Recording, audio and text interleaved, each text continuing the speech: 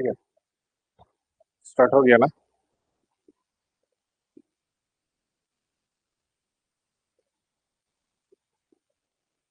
ठीक।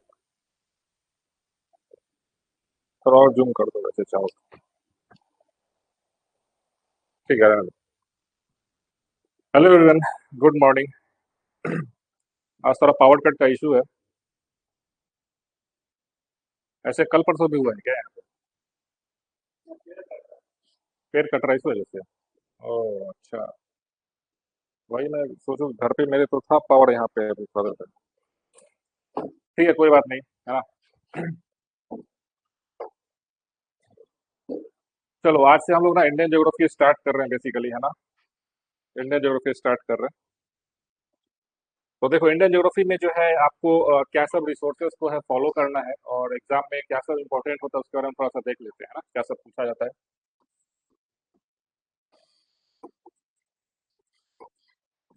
Indian geography. देखो ये पीटी और मेंस के लिए दोनों के लिए इंपॉर्टेंट है आपकी है ना। पीटी में भी क्वेश्चन आएगा और मेंस में तो आता ही है। मेंस में भी तो आता है। ठीक है। पीटी में क्या है कि आपको ना फैक्चुअल बेस्ड क्वेश्चन है तो ज्यादा रहेगा फैक्ट है ना। फैक्ट्स बहुत ज्यादा पूछेगा है ना। फैक्ट्स जैसे कि हो सकता है कि आपसे किसी माउंटेन रेंजेस के बारे में पूछ ले है ना कि नॉर्थ टू साउथ में बताइए कि कौन सा माउंटेन रेंज कैसा है। हो सकता है कि आपसे नेशनल पार्क के बारे में पूछ ले। हो सकता है कि आपसे जैसे इसी बार यूपीएससी में देखो तो वाटरफॉल्स के ऊपर सवाल पूछ दिया है ना। लोकेशन के साथ मैच करो कौन सा करेक्टली मैच है नहीं करके। तो कहने का है कि आपको जो है इंडियन ज्योग्राफी में बहुत ज्यादा फैक्ट्स आपको है ना देखने को मिलेगा यहाँ पे है ना। फैक्ट्स बहुत ज्यादा देखने को मिलेगा। तो मेरे हिसाब से जितना फैक्ट्स इसमें है अवेलेबल है ना एटलीस्ट उसको जो है जो सबसे अच्छा जो बुक है ना जो मुझे लगता है कि जिसको आप प्रैक्टिस करोगे तो बहुत ज्यादा फैक्ट्स पे आपको कमांड हो जाता है। वो घटना चक्र है। ठीक है। घटना चक्र का जो बुक है ना इसको आप बिल्कुल परचेज कर लेना है ना। घटना चक्र का जो पीवाईक्यू होता है। ठीक है। इसमें टॉपिक वाइज जो है क्वेश्चंस जो इम्पोर्टेंट जो पूछा जाता है उसके बारे में अच्छे से डिटेल में दिया रहता है। तो अगर ये बुक अगर आप पढ़ते हो तो अच्छी बात है अगर नहीं है तो ये बुक ले लेना है ना। इससे बहुत ज्यादा आपको जो है फैक्ट्स जो है ज्योग्राफी का कवर करा देता है ना। और वैसे ही फैक्ट्स आपको बार बार जो है एग्जाम में घूम फिर करके अलग अलग तरीके से पूछा जाता है ना। तो उससे आप प्रैक्टिस करोगे तो जो फैक्ट्स वाला पार्ट है उससे आपका अच्छा कमांड हो जाएगा है ना। प्लस इसके साथ साथ एनसीईआरटी है ना। एनसीईआरटी जो है इंडियन ज्योग्राफी का ये तो मस्ट है ना। मस्ट रीड बुक है एनसीईआरटी। क्योंकि फिर उससे क्या होता है कि आपको फैक्ट्स भी मालूम चलता है प्लस जो कुछ कॉन्सेप्ट्स होते हैं उसके बारे में भी आपको एनसीईआरटी से अच्छा खासा आइडिया लग जाता है ना। कुछ लोग जो है माजिद हुसैन या फिर खुल्लर का जो बुक है वो पढ़ने का कोशिश करेंगे जीएस के लिए बट मेरा रिकमेंडेशन है कि मत पढ़िए है ना। क्योंकि वो बहुत ज्यादा है सो वास्ट हो जाएगा आपके लिए। अगर ऑप्शनल सब्जेक्ट अगर आपका ज्योग्राफी है तो पढ़ सकते हैं। अगर जीएस के लिए पढ़ना चाहते हैं तो उतना पढ़ने का जरूरत नहीं है। माजिद हुसैन तो फिर भी थोड़ा कम वॉल्यूमनेस है। खुल्लर ये सब बहुत ज्यादा वॉल्यूमनेस बुक हो जाता है। उसको मत पढ़िएगा है ना। वो जो है ऑप्शनल बुक होता है। ठीक है। लेकिन एनसीईआरटी बिल्कुल पढ़िए और घटना चक्र से प्रैक्टिस करिए। इतना काफी है आपके पीटी को जो है कवर करने के लिए। Plus Atlas. एटलस तो वैसे भी मस्ट है ना। एटलस। एटलस में क्या करना है जैसे कि सपोज कि आप रिवर सिस्टम के बारे में पढ़ना चाहते हैं ना। तो जैसे कि गंगा रिवर सिस्टम है तो उसको है सो एटलस पे ट्रेस कर लिए कि गंगा कहाँ से ओरिजिन हुआ उसका सोर्स क्या है उसको वहीं पे लिख दिए है ना। उसमें कौन से ट्रिब्यूटरीज जो है उसको एटलस पे ट्रेस कर लिए है ना। जैसे कि बुक में या फिर किसी घटना चक्र में कई सारे ट्रिब्यूटरीज का आपको नाम दिया रहेगा तो उसको जाके एटलस पे ट्रेस कर लेना है। तो इससे क्या होता है कि आपको जो है इस जैसे इसी बार देखिए यूपीएससी आपको ज्योग्राफी में क्वेश्चन पूछा था कि चार ट्रिब्यूटरीज के बारे में गंगा का बोला कि बताओ वेस्ट टू ईस्ट जो है कौन सा मिलता है। इसी बार सवाल पूछा था है ना। गोमती घाघरा गंडक कोसी है ना। तो था तो बहुत आसान सवाल लेकिन अगर आपने उसको अगर ठीक से वर्कआउट नहीं किया है तो हो सकता है कि गंडक में घाघरा में कंफ्यूजन हो जाए कि कौन आगे कौन पीछे है ना। तो ये एटलस वर्क आपको बहुत ज्यादा हेल्प करेगा ऐसे क्वेश्चंस को डील करने के लिए है ना। तो ये हो गया पीटी वाला पार्ट हो गया। जो मेंस का जो पार्ट आता है मेंस में है ना।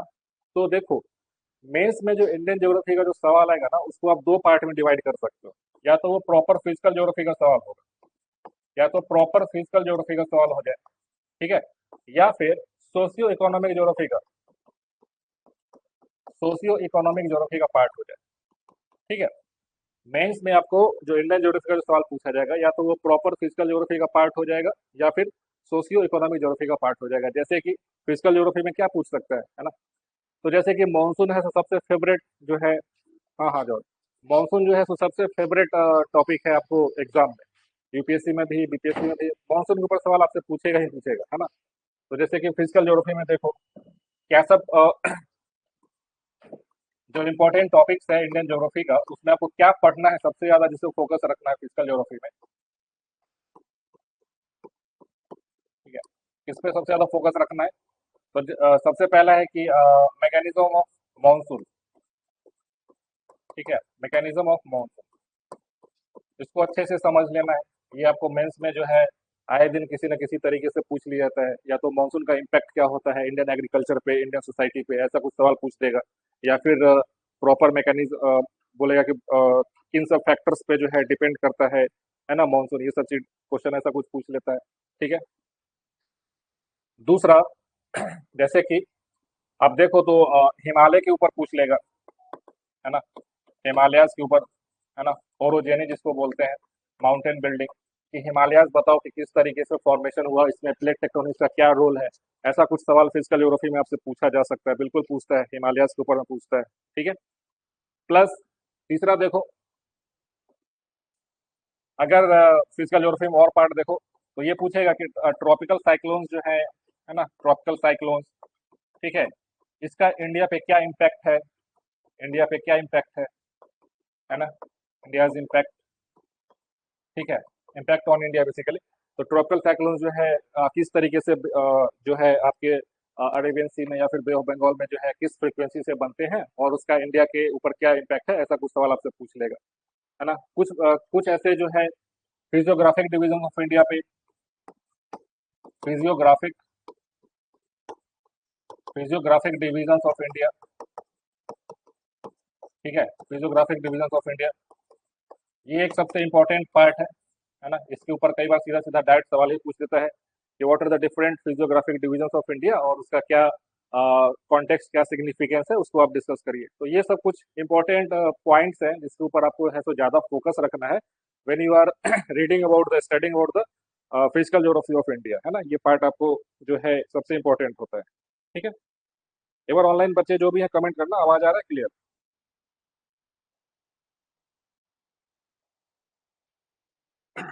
ठीक है, ये हो गया। नेक्स्ट देखो, जो सोशियो इकोनॉमिक ज्योग्राफी है, सोशियो इकोनॉमिक ज्योग्राफी है, ये आपको ज्यादा important,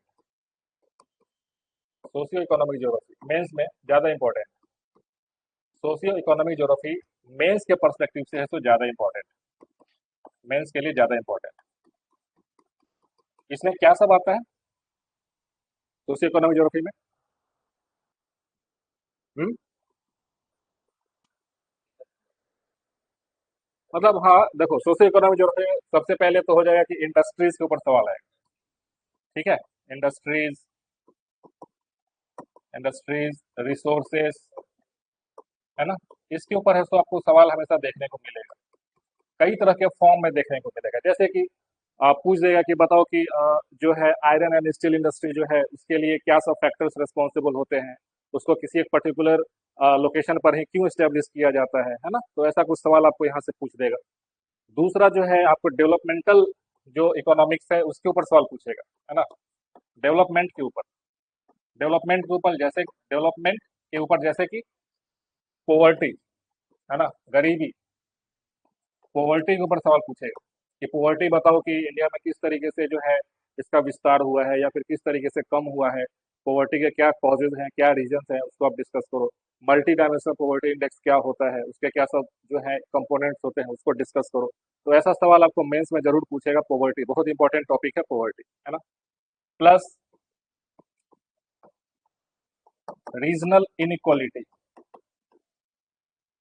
regional inequality, regional imbalances, regional imbalances, regional imbalances, regional inequality और रीजनल इम्बैलेंसेस जो है यूपीएससी का, है ना, फेवरेट टॉपिक है। इसके ऊपर आपको सवाल हमेशा आए दिन पूछेगा ही पूछेगा कि बताओ कि जो इंडिया में जो हमारा ग्रोथ और जो डेवलपमेंट का मॉडल हुआ है उसमें रीजनल इनइक्वालिटी क्यों हुआ है, क्या सब फैक्टर्स हैं, है ना। तो वो सब जब हम लोग डिटेल में पढ़ेंगे तो देखेंगे कि किस वजह से, अब जैसे कि इंडिया का जैसे कि अब साउदर्न स्टेट्स देख लो और खास करके नॉर्दर्न स्टेट्स में जैसे बिहार, यूपी है, मध्य प्रदेश है। अगर आप इसके डेवलपमेंट को अगर आप कंपेयर करोगे तो पाओगे कि बहुत जमीन आसमान का अंतर है इसमें, इन सब स्टेट्स में। तो उसके पीछे क्या रीजन है, क्या सेंट्रल गवर्नमेंट कुछ ऐसा इनिशिएटिव लिया क्या जिसकी वजह से ये रीजनल इनइक्वालिटी बढ़ गया, या फिर इसको कम करने की कुछ कोशिश किया गया। तो ऐसा टॉपिक जो है आपसे एग्जाम में है ना, यहाँ पे आपसे हमेशा पूछा जाएगा, ठीक है। ये हो गया। प्लस इसके बाद आप देखो, इंडस्ट्रीज हो गया, रिसोर्सेज हो गया, डेवलपमेंट हो गया, है ना। फिजिकल ज्योग्राफी और इसको मिक्स कर देगा, फिजिकल ज्योग्राफी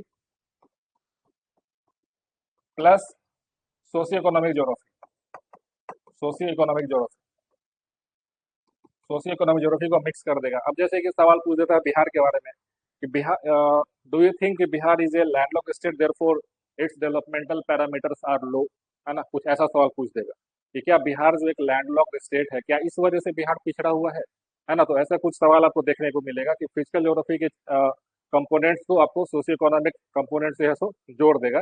तो ये सब कुछ मेजर जो है टॉपिक्स है ना। प्लस एक और आप डेमोग्राफी लिख सकते हो, डेमोग्राफी, डेमोग्राफी,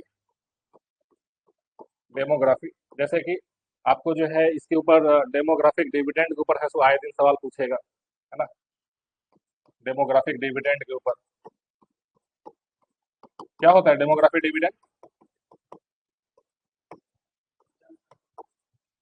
जनसांख्यिकी लाभांश क्या होता है, किसी को मालूम है, बताइए। किसी को नहीं मालूम है, न्यूज पेपर नहीं पढ़ते हो। ये हर दूसरे दिन तीसरे दिन जो है वर्ड आपको न्यूज पेपर में देखने को मिलेगा, ठीक है। क्या होता है demographic dividend,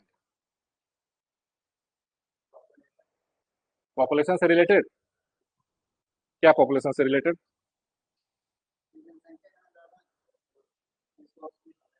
hmm,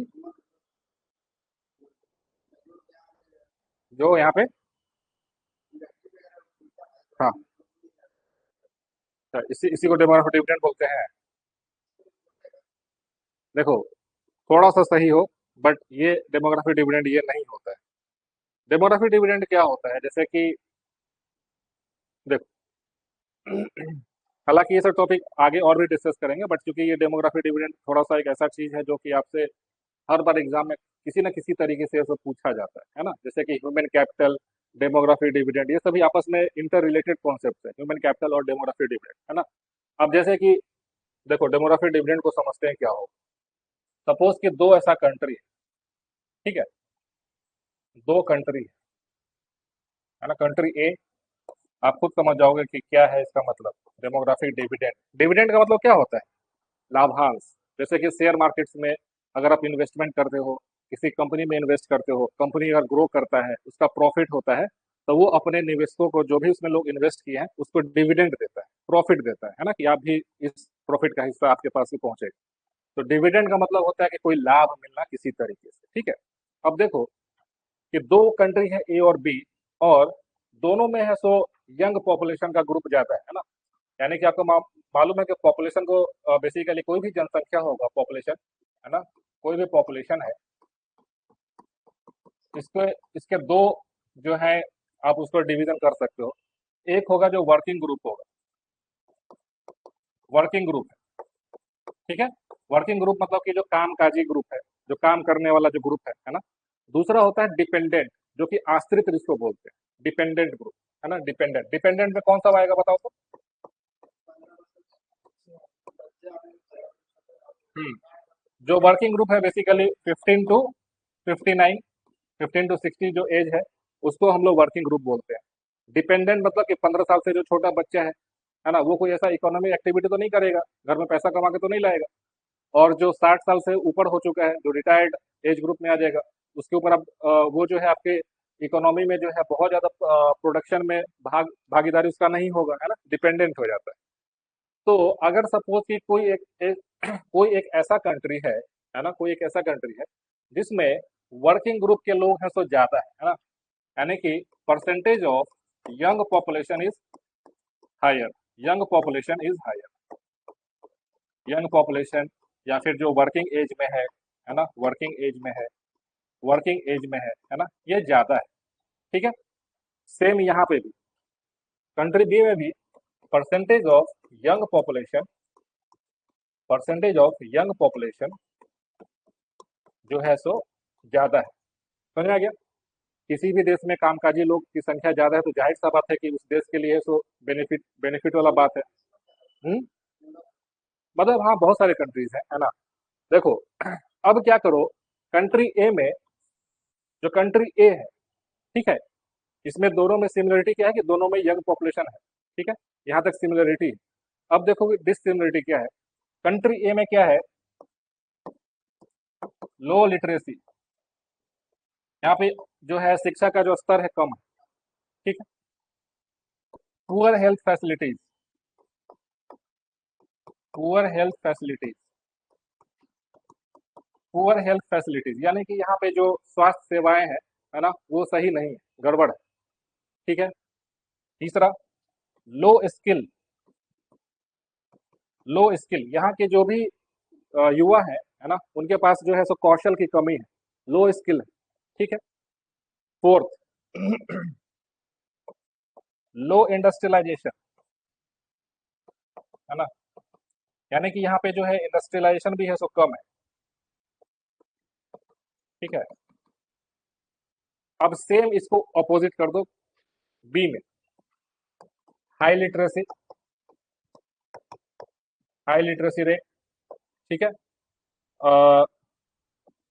good health facilities, good health facilities, high skill, high level of skill, high level of skill, है ना, high industries, high level of industrialisation. तो कौन सा कंट्री है सो ज्यादा ग्रोथ करेगा? बी करेगा। बी क्यों करेगा?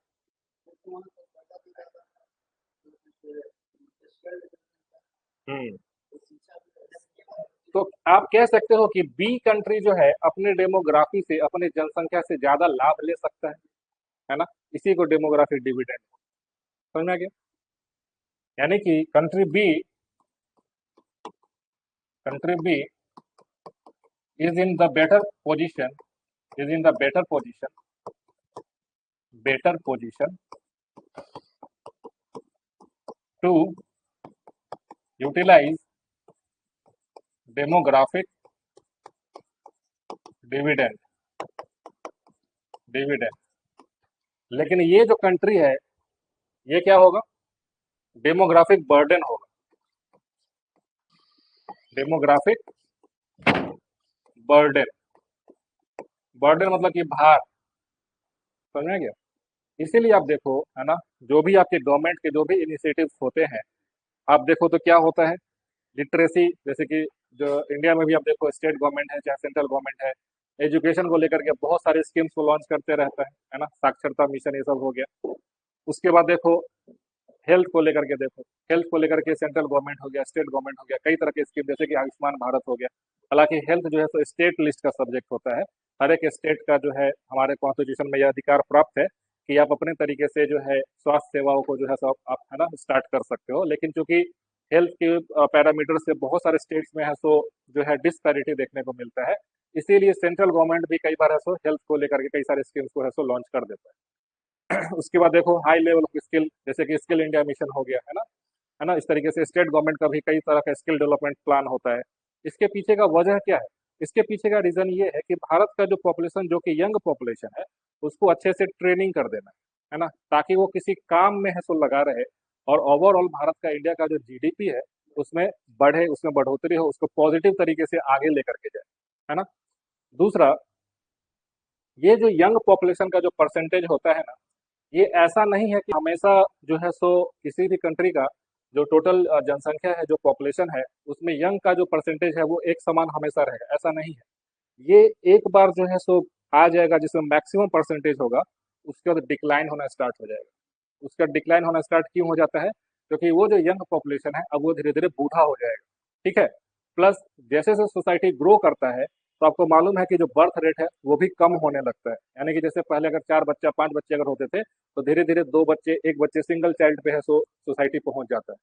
तो जैसे भी जितने भी डेवलप्ड कंट्रीज हैं, जैसे कि आप यूरोप की बात करो, साउथ कोरिया है ना, जैसे कि जापान है, साउथ कोरिया है, जर्मनी है, इवन ब्रिटेन है ना, फ्रांस, ये सब जो कंट्रीज है, उनके साथ समस्या क्या हो रहा है कि अब वहाँ पे यंग पॉपुलेशन है ही नहीं, बहुत कम यंग पॉपुलेशन है। इस वजह से अब आप देखोगे कि वो लोग एशियन कंट्रीज से लोगों को जो है अपने यहाँ वीजा दे करके बुलाते हैं कि भाई आप हमारे यहाँ करके है सो पढ़ाई लिखाई स्टार्ट कर दो, आप हमारे यहाँ करके है सो डॉक्टर बन जाओ, इंजीनियर बन जाओ, ये बन जाओ। क्यों? क्योंकि उनके पास खुद का यंग पॉपुलेशन जो है सो वो परसेंटेज कम हो गया है। समझ में गया? तो इस वजह से किसी भी कंट्री को अगर डेमोग्राफिक डिविडेंड हार्नेस करना है, जनसंख्या के लाभांश इसको बोलते हैं, तो उसको अपने यंग पॉपुलेशन को है सो लिटरेट बनाना होगा, शिक्षित बनाना होगा, प्लस उसको है सो उसको है जो है सो स्किल यानी कि कौशल उसको प्रोवाइड करना होगा, उसके हेल्थ का ध्यान रखना पड़ेगा। ऐसा नहीं कि अगर आप पुअर हेल्थ फैसिलिटीज प्रोवाइड कर रहे हो और चाहोगे कि आपके यहाँ बहुत अच्छा एक वर्क फोर्स है सो बन जाए, ऐसा नहीं होगा, है ना। तो आपको हेल्थ में इन्वेस्ट करना पड़ेगा। तो ये सब पॉइंट क्लियर हो गया। इसके ऊपर आपको मेंस में बहुत बार सवाल है सो पूछा जाता है। ठीक है, तो चलो आज का जो क्लास हम लोग स्टार्ट करते हैं बेसिकली, है ना, दैट इज बेसिकली ये सब टॉपिक हम लोग धीरे धीरे इंडियन ज्योग्राफी में है सो कवर करते रहेंगे, है ना। क्लास में रेगुलर बने रहोगे तो ये सब चीज भी अच्छे से जो है कवर हो जाएगा। तो आज हम लोग स्टार्ट करते हैं फिजियोग्राफिक डिवीजन ऑफ इंडिया। ठीक है, फिजियोग्राफिक डिवीजन ऑफ इंडिया। क्या होता है फिजियोग्राफिक डिवीजन ऑफ इंडिया में? कितने पार्ट्स?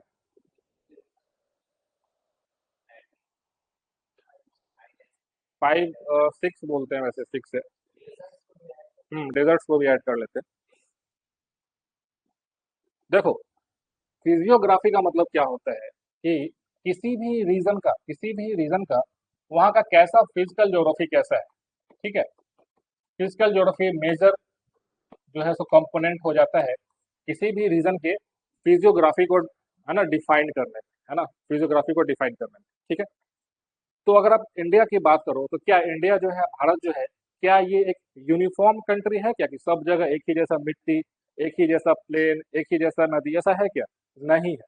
अगर आप इंडिया के नॉर्थ से साउथ में अगर आप विजिट करोगे तो आपको कहीं पे है सो माउंटेन्स दिखाई देगा, कहीं पे है सो समतल प्लेन मैदान दिखाई देगा, फिर कहीं पे पठार दिखाई देने लगेगा, कहीं पे जो है सो आपको डेजर्ट, रेगिस्तान, मरुस्थल दिखाई देगा, कहीं पे आपको है सो ओशन वाटर्स दिखाई देने लगेगा।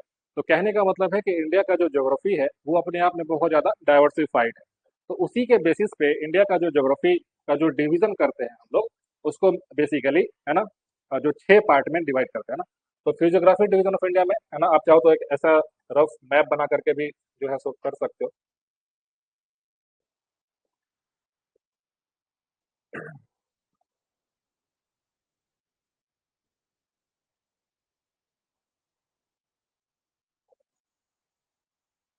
ठीक है, physiography division of India,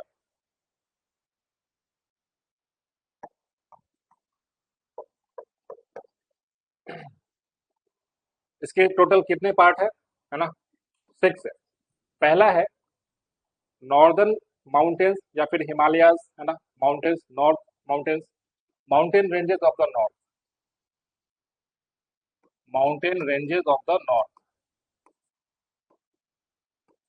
mountain ranges of north, of north. ठीक है, यानी कि भारत के उत्तरी हिस्से में जो पर्वत श्रेणियां हैं उसको हम लोग पहला फिजियोग्राफी डिवीजन में रखते हैं। ठीक है, mountain ranges of the north.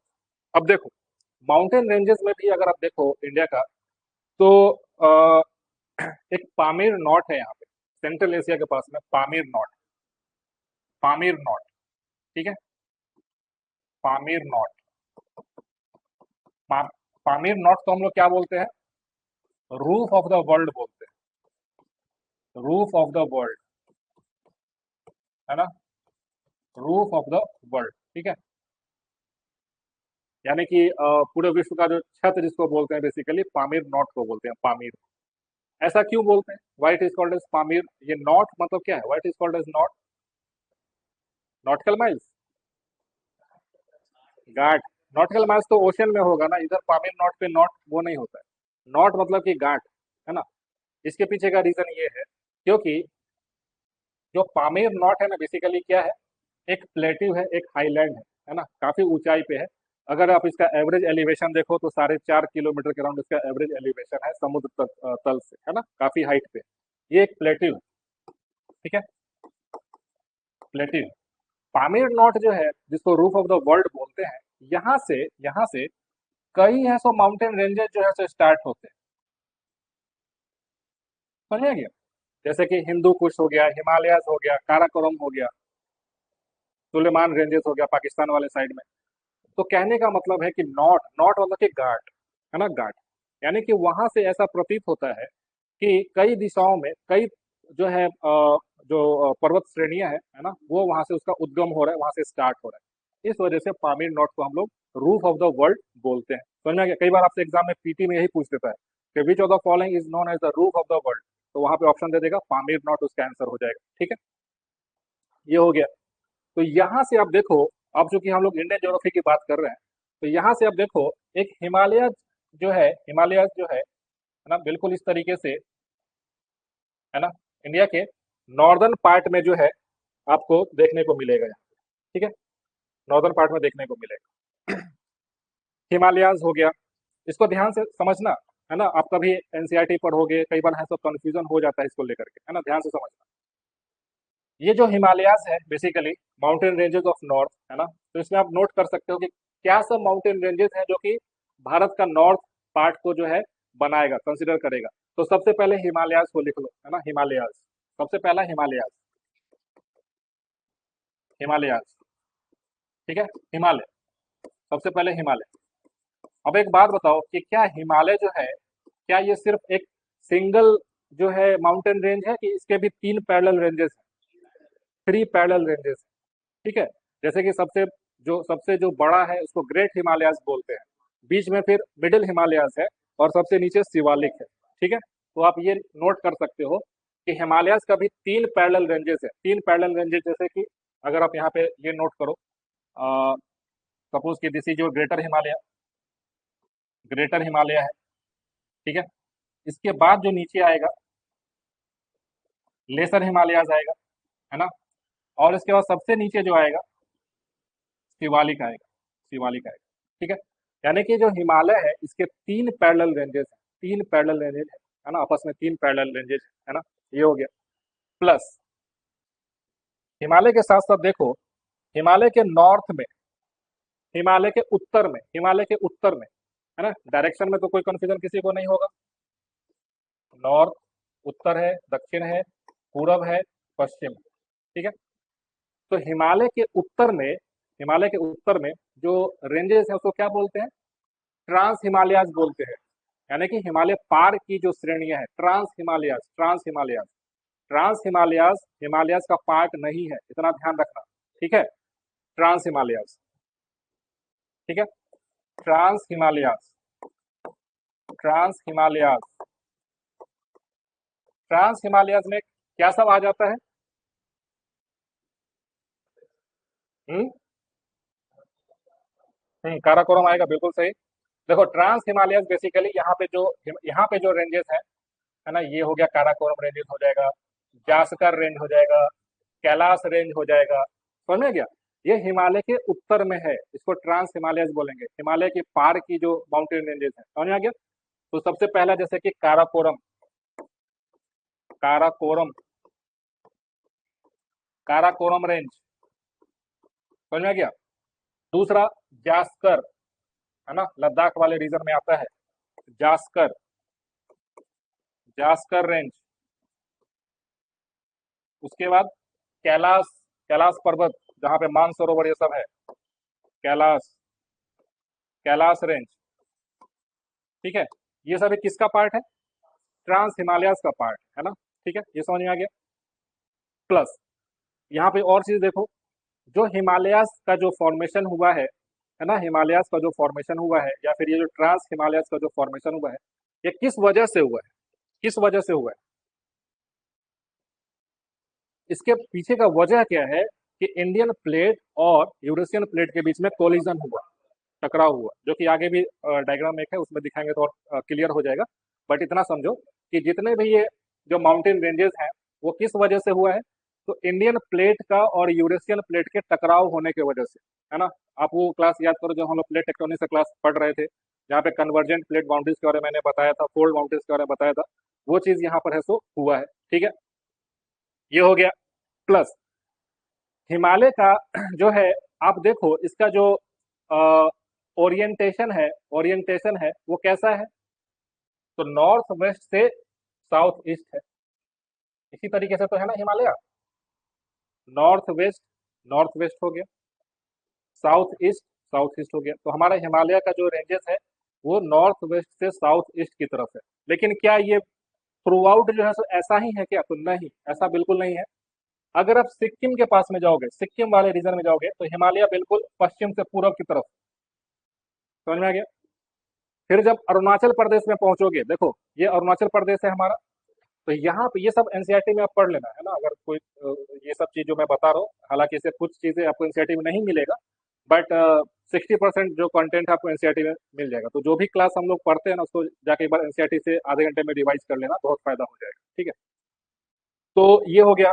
Plus ये जो हिमालयस जो आगे जाएगा, आगे जा करके देखो, तो इसका जो डायरेक्शन है, जो ओरिएंटेशन है, ये बिल्कुल नीचे की तरफ, है ना, नागालैंड मणिपुर की तरफ ऐसे हो जाता है।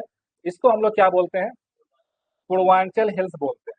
ठीक है, पूर्वांचल हिमालयाज, पूर्वांचल हिमालयाज, पूर्वांचल हिमालयाज, पूर्वांचल हिमालयाज। यहाँ पे आपको दो पॉइंट आपको जो है नोट करना है ना, आप उसको याद रखिए।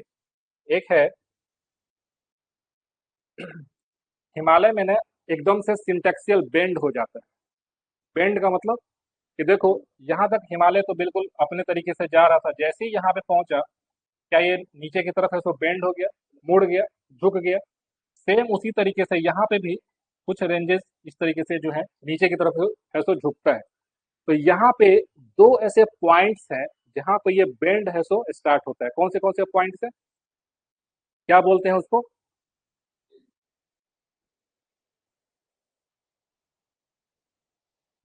नंगा पर्वत एंड नमचा पर्वत।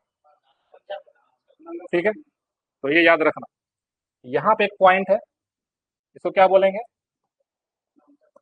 नहीं नहीं, नंगा पर्वत।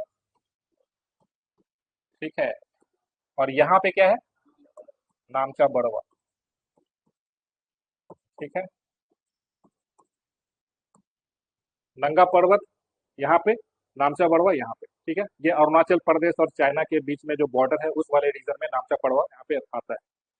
इन दोनों का सिग्निफिकेंस क्या है, इनका सिग्निफिकेंस ये है कि जो हिमालयन रिवर्स हैं, जैसे कि आपको मालूम है कि जो ब्रह्मपुत्रा है, ब्रह्मपुत्रा नदी, है ना, ये आपको कहाँ से, तो ट्रांस हिमालयाज वाले रीजन से इसका है सो ओरिजिनेशन होता है ना। यहाँ से ब्रह्मपुत्रा नदी आगे की ओर बढ़ेगा, है ना, चाइना वाले पार्ट में है सो मूव कर रहा है ना, वहीं पे अभी फ्लो कर रहा है। ये जब नामचा बड़वा के पास पहुंचता है, तो वहां से इंडिया में इंटर कर जाएगा, अरुणाचल प्रदेश में, है ना, दिहांग, दिबांग, लोहित, है ना, ये सब उसका जो है वहां पे ट्रिब्यूटरीज है। तो नामचा बड़वा के पास में से है सो बेंड होकर के जो ब्रह्मपुत्रा नदी है वो इंडिया में इंटर करेगा, अरुणाचल प्रदेश से होते हुए, आसाम से होते हुए, आसाम में आगे जाएगा, और फिर फाइनली बांग्लादेश में इंटर कर जाएगा, बांग्लादेश में जाएगा, और फिर गंगा में है सो मीट करेगा, और फिर यहाँ पे आकर के जो है पूरे वर्ल्ड का सबसे बिगेस्ट डेल्टा है सो फॉर्मेशन करेगा, सुंदरबन डेल्टा जिसको बोलते हैं। समझ आ गया, तो ये हो गया। प्लस यहाँ पे देखो जो इंडस रिवर है, इंडस, सिंधु नदी जिसको बोलते हैं, वो भी कुछ इसी तरीके से यहाँ पे आकर के है सो डायरेक्शन चेंज हो जाता है उसका, और फिर पाकिस्तान में चला जाता है। तो जब हम लोग इंडिया का रिवर सिस्टम, ड्रेनेज सिस्टम पढ़ेंगे, तो इसके बारे में और डिटेल में पढ़ेंगे कि कौन सा रिवर का ओरिजिन कहाँ से हो रहा है, कौन से राइट बैंक ट्रिब्यूटरीज हैं, लेफ्ट बैंक ट्रिब्यूटरीज है ना, वो डिटेल में पढ़ेंगे। But for the time being, चूंकि हिमालयस का ओरिएंटेशन पढ़ रहे थे, तो वहां पे देख रहे हैं कि किस तरीके से जो है दो ऐसे पॉइंट्स हैं जहाँ पे हिमालय का जो है सो डायरेक्शन एकदम से बदल जाता है, चेंज हो जाता है। समझ आ गया, ये कौन सा पॉइंट हो गया, नामचा बड़वा। ये कौन सा पॉइंट हो गया, नंगा पर्वत। ये बताओ कि ये दोनों में कंफ्यूजन हो सकता है एग्जाम में कि नमचा बड़वा किधर है, कौन सा किधर है। तो नंगा पर्वत इससे याद रखो कि पाकिस्तान जो है सो भिकमंगा देश, समझ में आ गया? भूखे नंगों का देश है ना, तो उससे आपको याद रहेगा। समझ में आ गया? ठीक है, तो ऐसे करके आप याद कर सकते हो। दूसरा देखो, हिमालयाज की अगर आप बात करते हो, तो हिमालयाज का जो कन्वेक्स जो शेप होता है, कन्वेक्स शेप है, ये किधर की तरफ है? दक्षिण की तरफ, है ना। कई बार आपसे एग्जाम में ये सवाल पूछता है ना, स्टेटमेंट्स दे देगा, consider the following statements with respect to Himalaya. तो इसका जो शेप है, जो शेप है, कन्वेक्स शेप है, वो किधर की तरफ है? दक्षिण की तरफ है, साउथ की तरफ है, देखो, है ना। इसका जो शेप कन्वेक्स है ना, कुछ इस तरीके से कन्वेक्स शेप है ना। तो south, convex towards the south, convex towards the south, convex towards the south, ये हो गया। समझ में आ गया? यहाँ पे एक और डायग्राम मैं आपको ड्रॉ करता हूँ, जिसमें आपको और थोड़ा सा क्लैरिटी मिलेगा।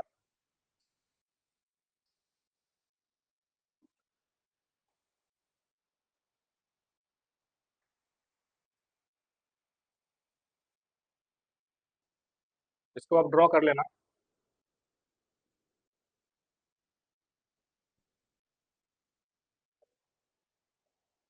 कुछ समझ में आ रहा है क्या है ये? माउंटेन? कौन सा माउंटेन है, क्या है? क्या है बताओ, ये क्या है? ट्रांस हिमालयस? अच्छा, ट्रांस हिमालयस ड्रॉ करना भूल गए, चलो याद दिला दी, अच्छा बात है।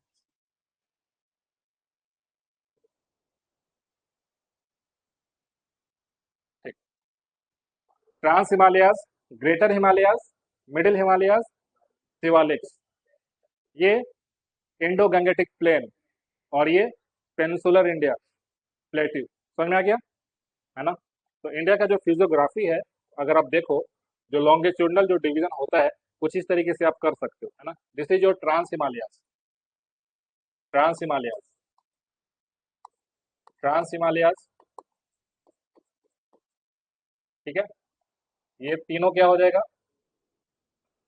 Three parallel ranges of Himalayas. देखो हाइट के हिसाब से मैंने अरेंज किया है, सबसे ऊंचा ग्रेटर हिमालयस है, फिर उससे कम हाइट पे जो है सो मिडिल हिमालयस हो जाएगा, और सबसे कम हाइट पे है सो शिवालिक हो जाएगा। समझ में आ गया?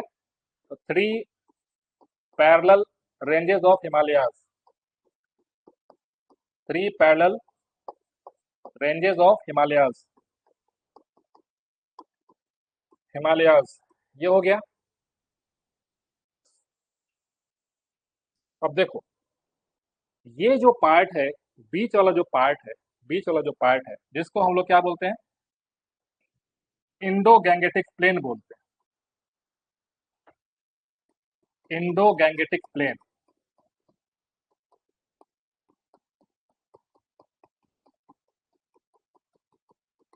This is your Indo Gangetic, Indo Gangetic plain, है ना। यानी कि सिंधु नदी, गंगा नदी, अपने नदी भी, तीनों के वजह से जो है उत्तरी भारत का जो मैदान है ना, ये बना है। ठीक है,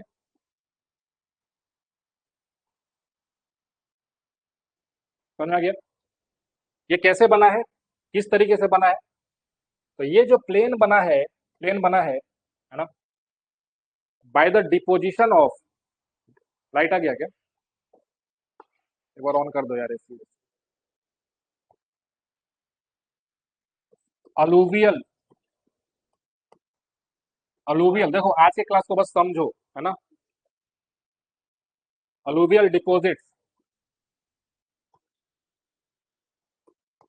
alluvial deposits by Ganga river system, Indus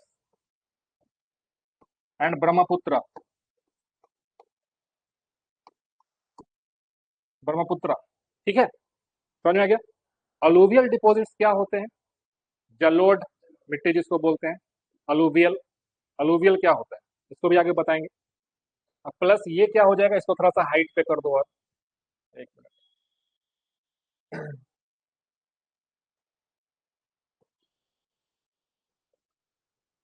है ना। ये हो जाएगा आपका पेनिनसुलर प्लेट्यू, पेनिनसुलर प्लेटी, है ना। प्रायद्वीपीय पठार जिसको बोलते हैं, पेनिनसुलर प्लेट्यू जो है। अगर आप इंडिया की बात करो, इंडिया का मैप बना लो छोटा सा।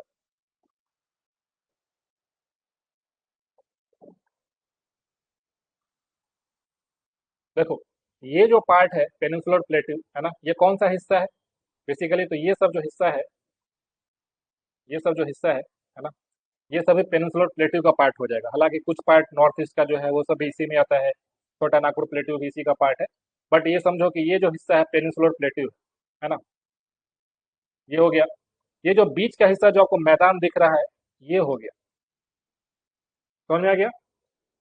और ये जो नॉर्थ का माउंटेन जो रेंजेस हो गया, ये वाला हिस्सा हो गया। समझ में आ गया कैसे ये ड्रॉ किया हमने? ठीक है, पेनिनसुलर प्लेट्यू हो गया।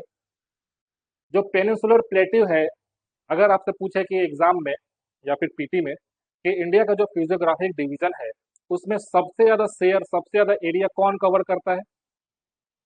तो क्या ऑप्शन है हिमालयाज, नॉर्दर्न प्लेन्स, या फिर पेनिनसुलर प्लेट्यू, या फिर कोस्टल रीजन्स? क्या है? पेनिनसुलर प्लेट्यू है। समझ में आ गया?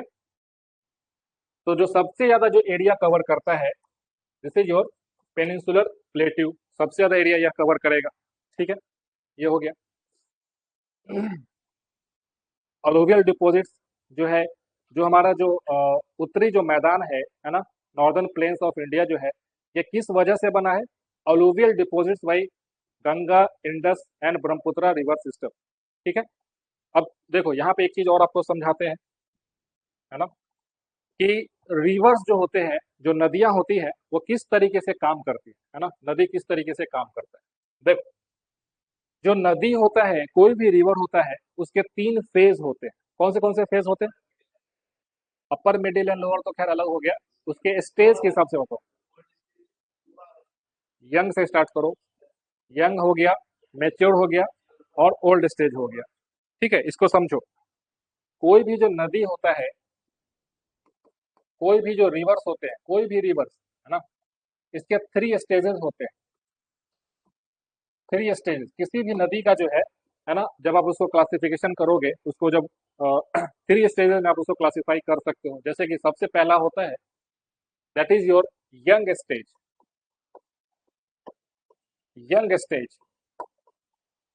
यंग स्टेज यानी कि युवा अवस्था, किसी भी नदी का युवा अवस्था, यंग स्टेज हो गया। दूसरा मैच्योर स्टेज, मैच्योर स्टेज। और तीसरा सेनाइल या फिर ओल्ड स्टेज, ओल्ड स्टेज। देखो, ये बहुत इंपॉर्टेंट है इस क्लासिफिकेशन को समझना, इस वजह से। क्यों? जो यंग स्टेज होता है, यंग स्टेज जो होता है, इसमें क्या होता है, रिवर्स का क्या प्रॉपर्टीज होता है, क्या कैरेक्टरिस्टिक होता है यंग स्टेज में? सबसे पहले देखो, जो जो यंग स्टेज मतलब कि जो कि बिल्कुल पहाड़ के पास में जो नदी है, पहाड़ के पास में जो नदी है, उस नदी को हम लोग यंग स्टेज का नदी बोलेंगे, युवा नदी उसको बोलेंगे, है ना। यानी कि आप समझो कि अगर किसी पहाड़ के पास में नदी है, तो वहां का जो ढाल होगा, वो बिल्कुल स्टीप स्लोप होगा, स्टीप स्लोप होगा, है ना, स्टीप स्लोप, है ना। यानी कि यहाँ का जो ढाल है, वो बिल्कुल ज्यादा ढाल होगा, यहाँ पे तीव्र ढाल होगा, है ना।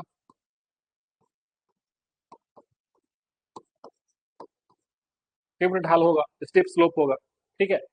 प्लस, प्लस नदी के पास जो है सो इरोजन का जो कैपेसिटी, यानी कि अपरदन करने का जो उसका जो क्षमता है, वो ज्यादा होगा। समझ में आ गया, है ना। यानी कि enormous erosional capacity of the reverse,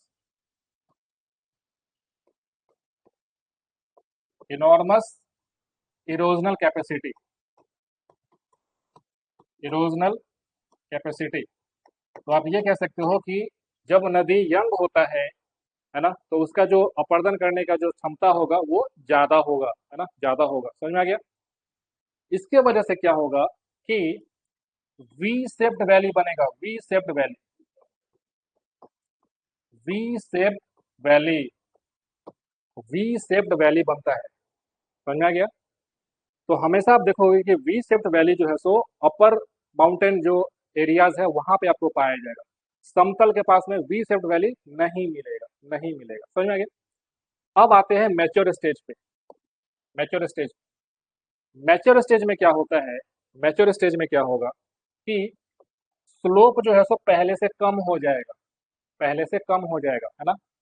slope is reduced, slope is reduced, slope is reduced. Now इसको क्या बोलते हैं, valley in season, valley in season, valley in season. In season का मतलब कि डीप नीचे की तरफ कटाई करना, है ना, काफी गहरा कटाई करना, इसी वजह से वी शेप्ड वैली बनेगा। अब जो मैच्योर स्टेज में आएगा, स्लोप पहले से कम हो जाएगा।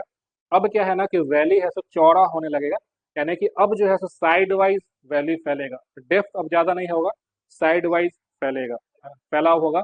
तो वी से अब यू शेप्ड वैली बन जाएगा। समझ में आ गया, है ना। तो अब यहाँ पे क्या होगा, U shaped valley, U shaped valley, U shaped valley, ठीक है।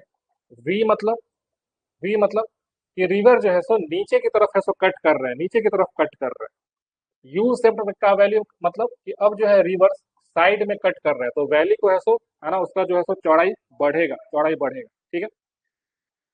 अब सेनाइल स्टेज में देखो क्या होगा, यहाँ पे जो सबसे लास्ट स्टेज है, तो river is now in the plain area, plains, plains में आ गया, समतल हिस्सा में आ गया, ठीक है। River is in plain, river is in plain. तो क्या एक बात बताओ, जब प्लेन में समतल में आ जाएगा, ढाल बिल्कुल जेंटल स्लोप हो गया, जेंटल स्लोप हो गया, जेंटल स्लोप हो गया, तो क्या नदी का जो धारा, उसका जो प्रवाह है, क्या वो कम होगा कि नहीं, कम हो जाएगा, कम हो जाएगा। तो इसके वजह से क्या नदी का जो कटाव करने का जो क्षमता था, वो कम हुआ कि नहीं, कम हो जाएगा। तो अब क्या होगा ना, अब डिपॉजिट करने लगेगा, है ना, डिपॉजिट करने लगेगा, ठीक है।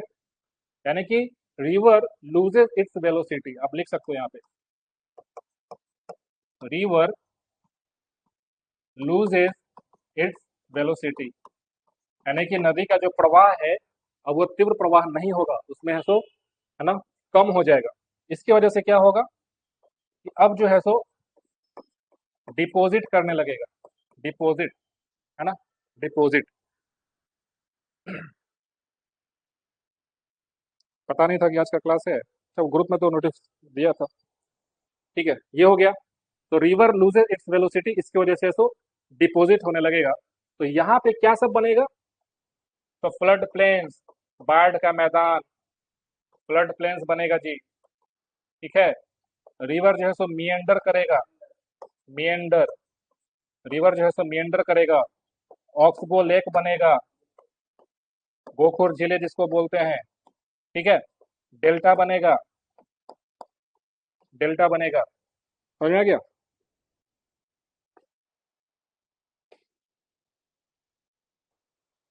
डेल्टा बनेगा। मियंडर क्या होता है,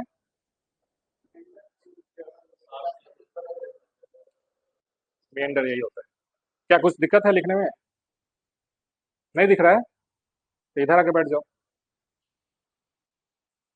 ठीक है। Meander, oxbow lakes, delta,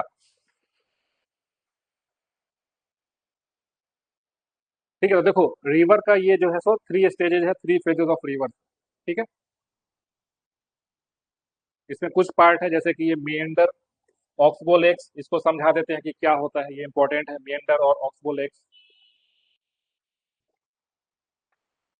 residual हिल, मोनेटनॉक्स, तो वो उतना डिटेल में नहीं जाना है।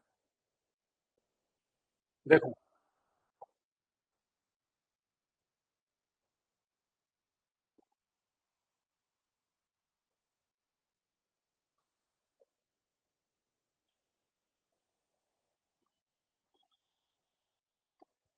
ये एक रिवर का प्रोफाइल ड्रॉ कर रहे हैं, माउंटेन है, प्लेन है, ओशन है, समझ में आ गया, ओशन है। वर्ल्ड में जो भी मेजर रिवर्स है, उसके बारे में आप देखते होंगे कि किसी पहाड़ के पास में जो है उसका है सो ओरिजिन हो रहा होगा, फिर किसी समतल हिस्से से है सो फ्लो करेगा, और सबसे अंत में जाकर के किसी सागर में, महासागर में है सो जाके मिल जाता है ना, यही है रिवर का मेनली। तो ये जो स्टेज होगा, यहाँ पे जो रिवर है, यहाँ का जो रिवर का जो हिस्सा होगा, इसको हम लोग क्या बोलेंगे? Young stage. यंग स्टेज पे है ना, इसको यूथफुल भी बोलते हैं, है ना, युवा है। उसके बाद जब ये मैदानी वाले हिस्से में आ जाएगा, इसको मैच्योर बोलेंगे, मतलब नीचे वाले इस वाले रीजन में मैच्योर हो जाएगा, मैच्योर। और जो सबसे लास्ट का हिस्सा होगा, इसको हम लोग ओल्ड स्टेज या फिर सेनाइल स्टेज बोलते हैं, सेनाइल। सब है सो ग्रेविटी का स्लोप का कहानी है। स्लोप यहाँ पे ढाल है सो सबसे ज्यादा है, तो नदी का स्पीड भी ज्यादा होगा, ज्यादा है सो उसके पास एनर्जी ज्यादा होगा, ज्यादा इरोजन करेगा। फिर नीचे आएगा, ढाल कम हो जाएगा, नदी का स्पीड कम हो जाएगा, इरोजन कम होने लगेगा। और अंत में क्या होगा कि इतना कम ढाल हो जाएगा कि नदी अपने द्वारा जो भी सेडिमेंट्स कैरी कर रहा था, आपको मालूम है कि जब पहाड़ से कोई भी नदी है तो गुजरेगी, तो उसके वजह से क्या होगा, इरोजन करेगा उसका, है ना, उसके जो भी पत्थर है, जो भी सेडिमेंट्स है, उसका छोटा छोटा टुकड़ा करेगा, सैंड्स बनेगा, क्ले बनेगा, ग्रेवल बनेगा, उसको कैरी करते हुए आगे की तरफ बढ़ेगा। लेकिन यहाँ पर आते आते क्या होता है कि नदी का जो है ढाल, मतलब नदी का जो गति है, स्पीड है, वो इतना कम हो जाता है कि अब वो अपने सेडिमेंट लोड को कैरी नहीं कर सकता है। ठीक है, इस वजह से अब क्या होगा, डिपोजिट होने लगेगा, है ना, डिपोजिट होने लगेगा। इसके वजह से यहाँ पे जो है, जैसे सपोज कि यहाँ पे आप जो है एक बाल्टी पानी यहाँ पे लाके उड़ेल दो, है ना, यहाँ पे, तो आप देखोगे कि पानी जो है सीधे नहीं जाएगा, है ना, ऐसे टेढ़ा मेढ़ा होते होते जो है आगे की ओर बढ़ता है। ऐसा क्यों होता है? क्योंकि आपको मालूम है कि ये जो प्लेन है, ये देखने में तो प्लेन लग रहा है, लेकिन कहीं कहीं पे इसमें छोटा छोटा है तो स्लोप हल्का सा बना हुआ है ना।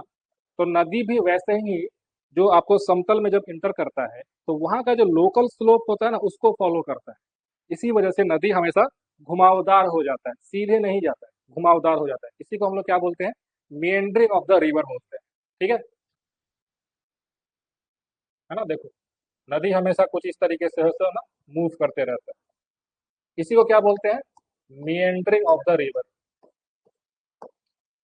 मिएंड्रिंग, घुमावदार, नदी जो है सो आपको मूव करेगा, है ना, कुछ इस तरीके से नदी आगे की ओर जा रहा है। तो मिएंडर किस वजह से होता है? तो जेंटल स्लोप की वजह से और reduced velocity of the river. समझ में आ गया? अब देखो, अब समय के साथ साथ क्या होता है, ऑक्सबो लेक्स के बारे में समझा रहे हैं। समय के साथ साथ क्या होगा कि नदी जब, यहाँ पे देखो दो पॉइंट्स को समझो। नदी जब, पानी जब है इस वाले रीजन में पहुंचेगा, इस वाले रीजन में पहुंचेगा, प्लस इधर वाले रीजन में पहुंचेगा, यहाँ वाले रीजन में पहुंचता है, तो समय के साथ साथ क्या होता है ना कि यहाँ पे भी इरोजन होता है। ये सब पार्ट जो है सो इरोड होने लगता है ना, इरोड होने लगेगा। और एक समय ऐसा आएगा, है ना, कि नदी जो है सो बिल्कुल यहाँ से ऐसे जुड़ जाएगी। समझ में आ गया? समझ में आया?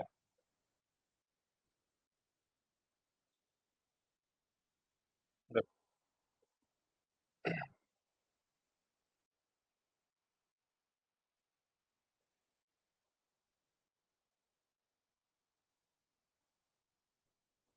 ये कट गया पहले से, इसी को हम लोग बोलते हैं ऑक्सबो लेक्स या फिर गोखुर झीलें, इसी को बोलते हैं। समझ में आ गया? This is your oxbow lakes, oxbow lakes, गोखुर झीलें। गोखुर झीलें क्यों उसको बोलते हैं? गाय का जो खुर होता है, पंजा जो होता है, उसके जैसा इसका शेप हो जाता है। समझ में आ गया? गोखुर झीलें। देखो, तो मेंढर और उससे रिलेटेड हो गया ऑक्सबो लेक्स का फॉर्मेशन। जैसे कि आप बिहार में भी देखो, जैसे कि सबसे, बिहार का जो सबसे एक फेमस जो साइट है, जो कि रामसार साइट के में भी इंक्लूड किया गया है, वो कौन सा है? कांवर झील है। कहाँ पे है? बेगूसराय में है। वो किस तरीके का लेक है? ऑक्सबो लेक है। समझ में आ गया? हम्म? बिहार में कौन सा ऐड हुआ है? नागी नक्टी को रामसार का दर्जा दे दिया गया है क्या? पता नहीं, कंफर्म नहीं है, बस देखना पड़ेगा। जमुई में जो है वही ना, जमुई वाला, उसको रामसर का दर्जा मिल गया है, इस वर्ष मिला है। अच्छा, बिल्कुल रिसेंट में मिला है। अच्छा, मिल गया है, okay. I was not aware with this fact. तो चलो ये समझ में आ गया कि अगर बिहार में देखा जाए तो जो सबसे प्रोमिनेंट एक जो ऑक्सबो लेक है ना, कांवर झील उसको बोलते हैं। कांवर लेक है कहाँ पे है? बेगूसराय में। ऑक्सबो लेक है ये, ठीक है। वेटलैंड्स के अंदर में आता है। रामसर कन्वेंशन के अंदर जो है साइट है। ये हो गया, ठीक। चलो वापस आते हैं अपने पहले वाले स्लाइड पे। तो देखो, ये जो इंडो गैंगेटिक प्लेन्स है, इंडो गैंगेटिक प्लेन्स जो है बेसिकली ये किसके वजह से बना? तो यही जो अभी हमने देखा रिवर्स किस तरीके से सेडिमेंट्स को कैरी करता है ना। तो गंगा नदी, सिंधु नदी, ब्रह्मपुत्र नदी, इसके और भी कई सारे ट्रिब्यूटरीज हो गए। ये सब मिलियंस ऑफ ईयर्स में क्या हुआ कि हिमालय का है सो अपरदन करके, इरोजन करके जो है वहां से जो भी आप देखिए छोटे छोटे रॉक्स हो जाएंगे, है ना, सैंड हो जाएगा, सिल्ट हो जाएगा, क्ले हो जाएगा, अलुवियल डिपॉजिट्स, अलुवियल जिसको डिपॉजिट्स बोलते हैं, वो आकर के आपके इस वाले बेसिन में है सो इकट्ठा हो जाएगा, है ना। इसके वजह से सो प्लेन का है सो निर्माण हो गया, प्लेन का निर्माण हो गया, ठीक है। प्लस पेनिनसुलर प्लेटो के बारे में थोड़ा सा इन्फॉर्मेशन, बेसिक इन्फॉर्मेशन लेते हैं कि ये जो पेनिनसुलर ब्लॉक है ना, पेनिनसुलर ब्लॉक जो है इंडिया का, ये वन ऑफ द ओल्डेस्ट और one of the stable land masses on earth है। ओल्डेस्ट भी है और स्टेबल भी है, समझ में आ गया। अगर आप इंडिया का जियोलॉजी देखो, ठीक है, तो आपको मालूम है कि जब हम लोग continental drift theory, plate tectonic theory पढ़ रहे थे, तो वहां पर मैंने आपको बताया था कि एक सुपर कॉन्टिनेंट हुआ करता था, सुपर कॉन्टिनेंट हुआ करता था, पेंजिया जिसको बोलते थे, है ना। यानी कि एक समय ऐसा था पृथ्वी पर, अभी का जो आप महाद्वीप जो कॉन्टिनेंट देखते हो वो सभी आपस में है सो जुड़ा हुआ था, ठीक है। सभी आपस में है सो जुड़ा हुआ था। इसको क्या बोलते थे सुपर कॉन्टिनेंट को? पेंजिया बोलते थे। Pangaea, Pangaea was the super continent, है ना। इसके बाहर जो एक समुद्र जो महासागर है सो क्या बोलते थे? पैंथालसा बोलते थे, पैंथालसा, पैंथालसा, पैंथालसा, ठीक है। तो अब क्या हुआ, समय के साथ साथ, समय के साथ साथ ये दो पार्ट में है सो टूट गया, ठीक है। जब दो पार्ट में टूटेगा, दो पार्ट में टूटेगा तो क्या होगा? दो पार्ट में टूट गया। जो नॉर्दर्न पार्ट है इसको हम लोग क्या बोलेंगे? अंगारा लैंड बोलेंगे, अंगारा लैंड बोलेंगे, अंगारा लैंड। जो साउदर्न पार्ट है इसको क्या बोलेंगे? Gondwana land, Gondwana land. Gondwana land में क्या सब, अभी का जो कॉन्टिनेंट है क्या सब था गोंडवाना लैंड में? South America, Africa, Africa, India, ठीक है, ऑस्ट्रेलिया, ऑस्ट्रेलिया, अंटार्कटिका, अंटार्कटिका, समझ में आ गया। यानी कि आप कह सकते हो कि ये जो गोंडवाना लैंड है इसमें कई तरह के है सो अभी का जो कॉन्टिनेंट है ये गोंडवाना गोंडवाना लैंड का हिस्सा था। जैसे कि साउथ अमेरिका, दक्षिणी अमेरिका, अफ्रीका, है ना, अफ्रीका के साथ, सॉरी इसको थोड़ा और बड़ा कर देते हैं।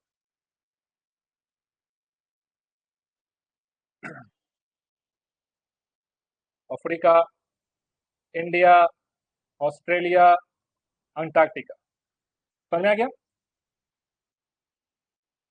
है ना। ये सभी अभी का जो कॉन्टिनेंट आप देखते हो कि दक्षिणी अमेरिका है, अफ्रीका है, इंडिया है, ऑस्ट्रेलिया है, अंटार्कटिका है, ये सभी आपस में जुड़ा हुआ था, एक सिंगल ब्लॉक में जुड़ा हुआ था, उसको क्या बोलते थे? गोंडवाना लैंड बोलते थे। बाकी का जो और कॉन्टिनेंट बच गया, जैसे कि नॉर्थ अमेरिका हो गया, है ना, यूरोप हो गया, है ना, उधर रसिया का पार्ट हो गया, ये सब जो हो गया यूरेशिया जो कहते हैं, ये सभी अंगारा लैंड का हिस्सा है सो कहलाएगा, ठीक है। अब जब दोनों में क्या होगा ना कि फैलाव होना स्टार्ट होगा, समय के साथ साथ इसमें है सो फैलाव होना स्टार्ट होगा। जब फैलाव होना स्टार्ट होगा तो क्या होगा कि अंगारा लैंड और गोंडवाना लैंड के बीच में है सो क्रैक है सो जनरेट होगा। इसको क्या बोलते हैं? Opening of the Tethys sea, opening of the Tethys sea, समझ में आ गया।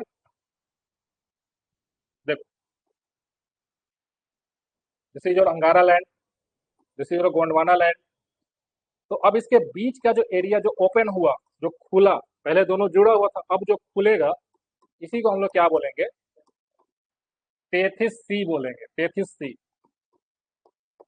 टेथिस सी, टेथिस सी इसको बोलेंगे। समझ में आ गया?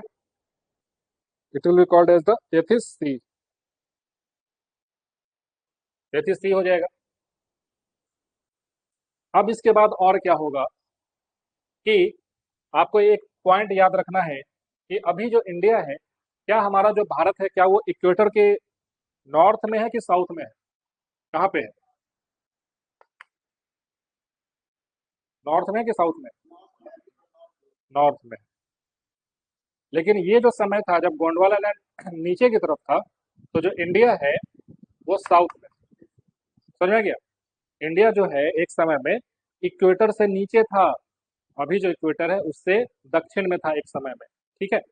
और समय के साथ साथ क्या होगा, है ना, समय के साथ साथ क्या होगा, ये सपोज कि जो यूरेशिया है, यूरेशिया जिसमें आप देखो तो ईस्टर्न यूरोप, रसिया, चाइना, ये सब जो आ जाएगा बेसिकली, वो सब। और इंडिया जो है, यहाँ से इंडिया जो है अफ्रीका के पार्ट, अफ्रीका के पास में से टूट करके, और सपोज कि ये आपका इक्वेटर है, ये इक्वेटर है, भूमध्य रेखा है। ठीक है। यहाँ से इंडिया का जो पेनिसुलर प्लेट्यू है, जो अभी हम लोग पढ़ रहे थे, पेनिसुलर ब्लॉक जो है, वो अफ्रीका के पास में से अलग होकर के और ऊपर की तरफ यानी कि उत्तर की तरफ है सो ट्रेवल करना स्टार्ट कर देगा। समझ में आ गया? जब ट्रेवल करना स्टार्ट करेगा तो क्या होगा,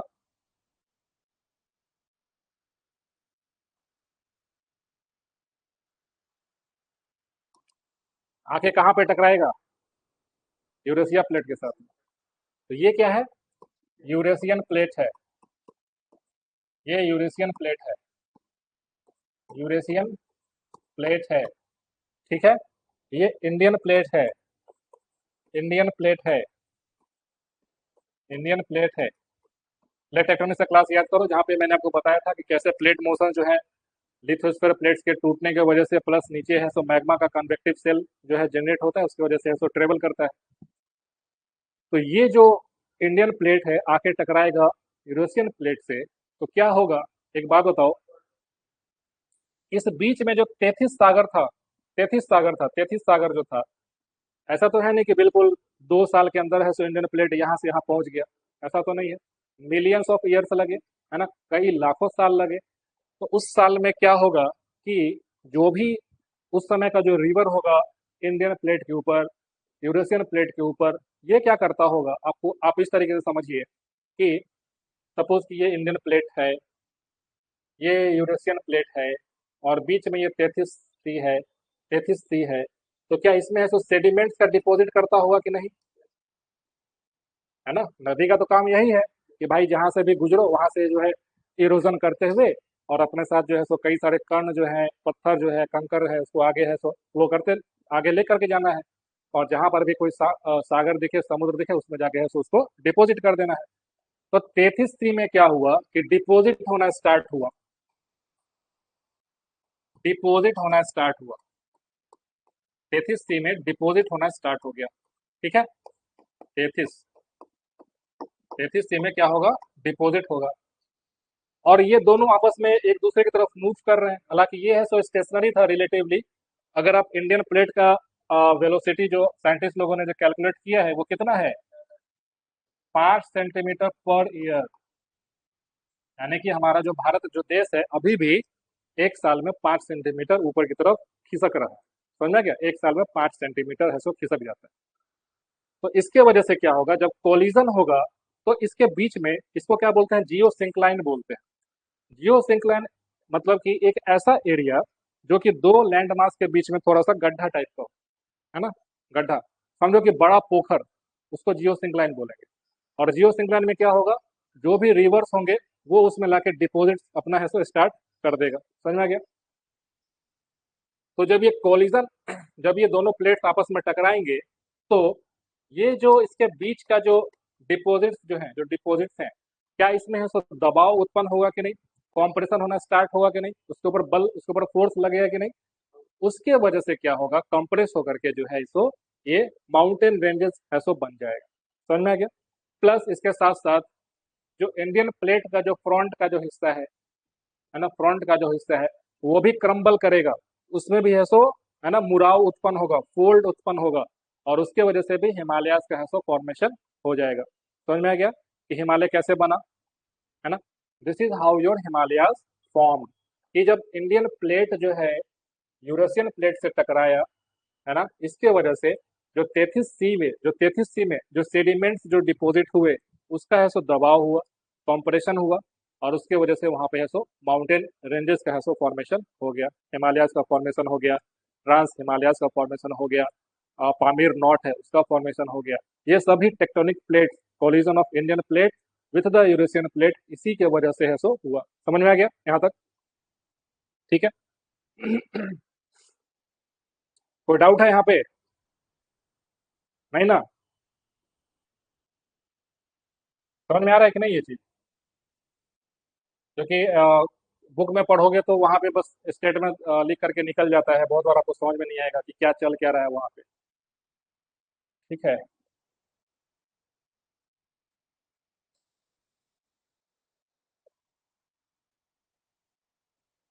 ये हो गया mountain ranges of the north. इसके बारे में मैंने आपको बताया कैसे हिमालयंस है, किस तरीके से 3 पैरेलल रेंजेस हैं, ट्रांस हिमालयस किसको कहते हैं, पामीर नॉट कहाँ पर है, क्यों इसका फॉर्मेशन, कैसे इसका फॉर्मेशन हुआ, तो आपके प्लेट टेक्टोनिक्स की वजह से हमने समझा इसको, है ना। दूसरा दूसरा जो है, आप देखिए दूसरा जो क्लासिफिकेशन होगा सेकंड, है ना, हम लोग वापस यहाँ से स्टार्ट, वापस वहां से आ जाते हैं। पहला तो हो गया mountain range of the north, दूसरा प्लेन्स, है ना, नॉर्थ इंडियन प्लेन्स। ठीक है, दूसरा जो हिस्सा हो जाएगा यहाँ पे नॉर्थ इंडियन प्लेन्स।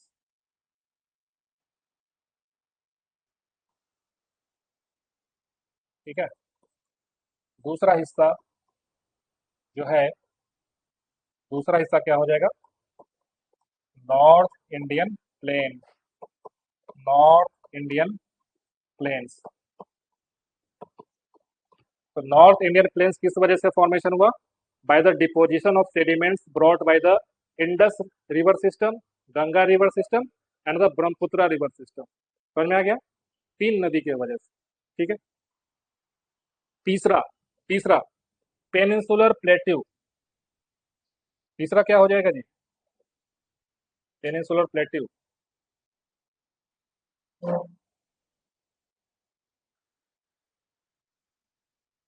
प्लस यहाँ पे भी कुछ हिस्सा, ध्यान रखना। ठीक है, this is your third part, third part, third part, peninsular plateau. Peninsular plateau है तो किसका पार्ट हुआ करता था? तो गोंडवाना लैंड का हिस्सा था, गोंडवाना लैंड का हिस्सा था। It is one of the oldest and one of the stable land mass on the earth. समझ में आ गया?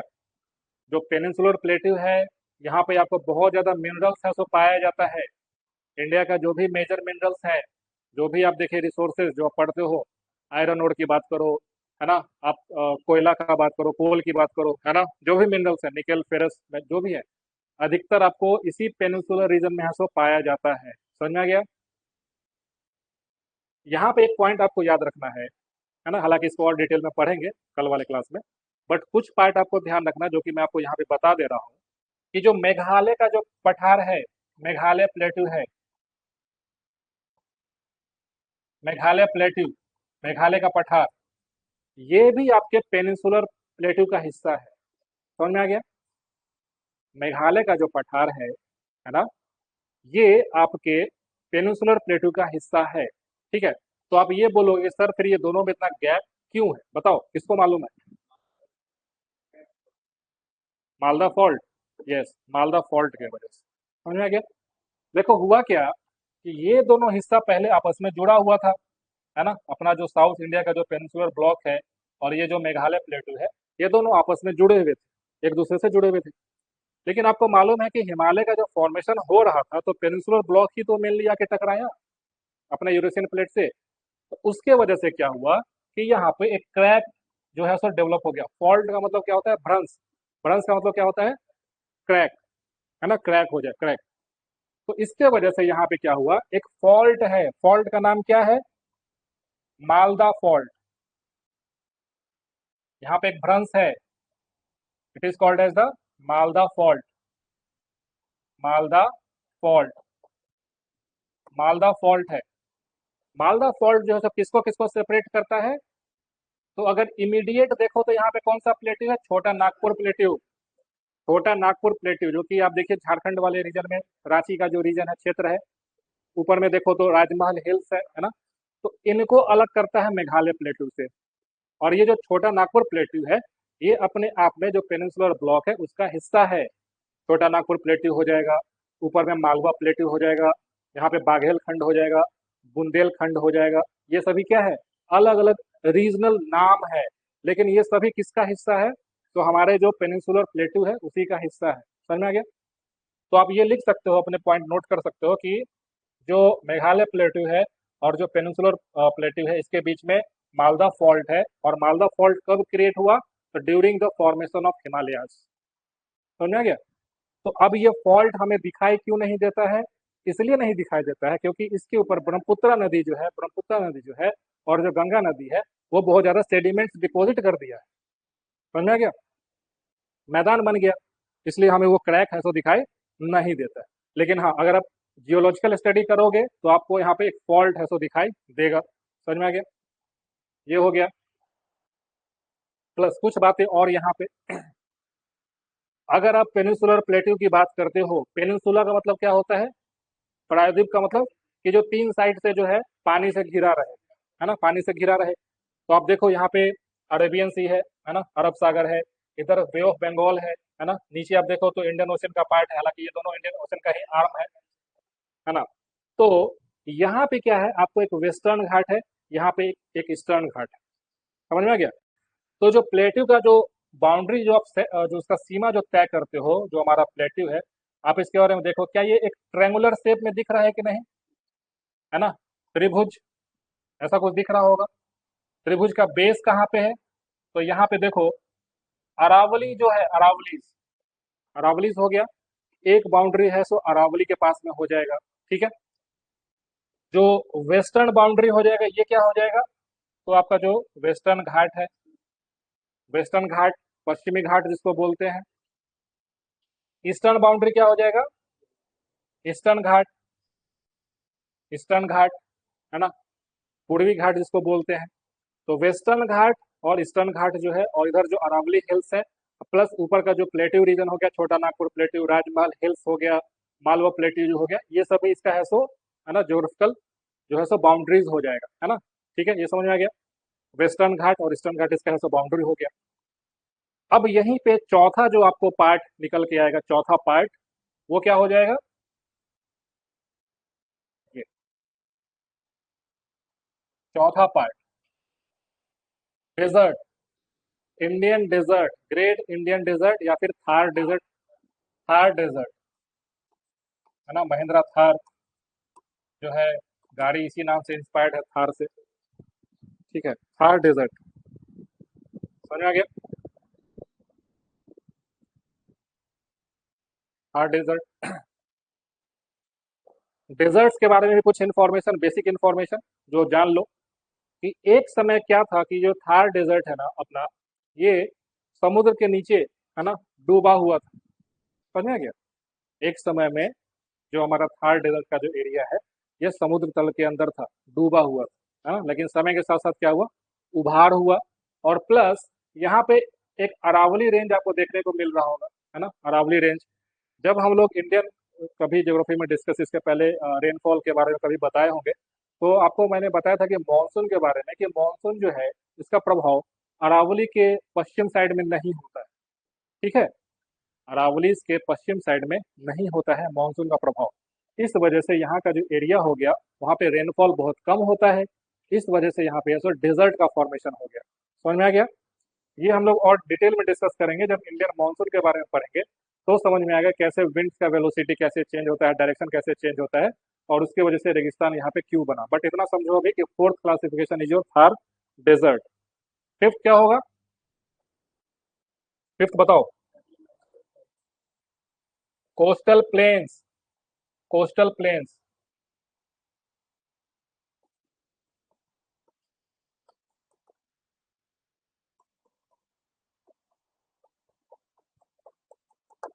ठीक है।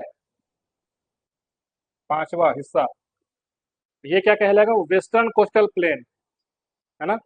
इधर क्या होगा, ईस्टर्न कोस्टल प्लेन, यानी कि वेस्टर्न घाट और अरेबियन सी के बीच का जो प्लेन का जो हिस्सा है, मैदानी हिस्सा है, उसको हम लोग वेस्टर्न कोस्टल प्लेन बोलेंगे। इधर आ जाओ, ईस्टर्न घाट, पूर्वी घाट और बे ऑफ बंगाल के बीच का जो मैदानी हिस्सा है, उसको हम लोग ईस्टर्न कोस्टल प्लेन्स बोलेंगे, है ना। ये हो जाएगा। इन दोनों का बहुत ज्यादा सिग्निफिकेंस है, बताओ क्यों। Why coastal plains are important for the south India as a whole.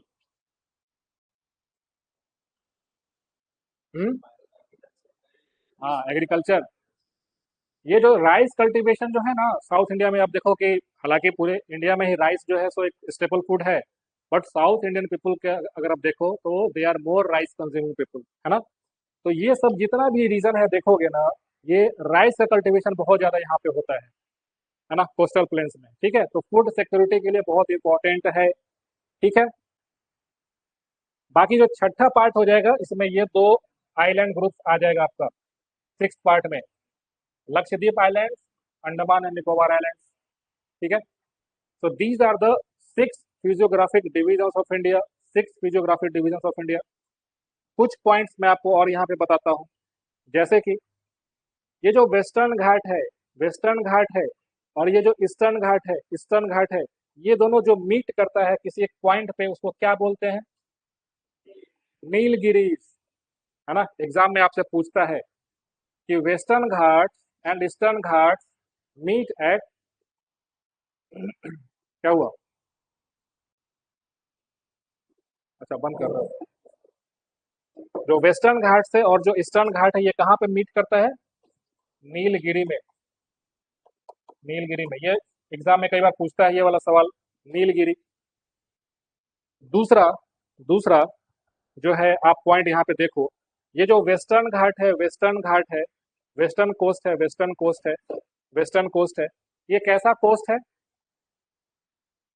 Submergent coast है कि इमरजेंट कोस्ट है।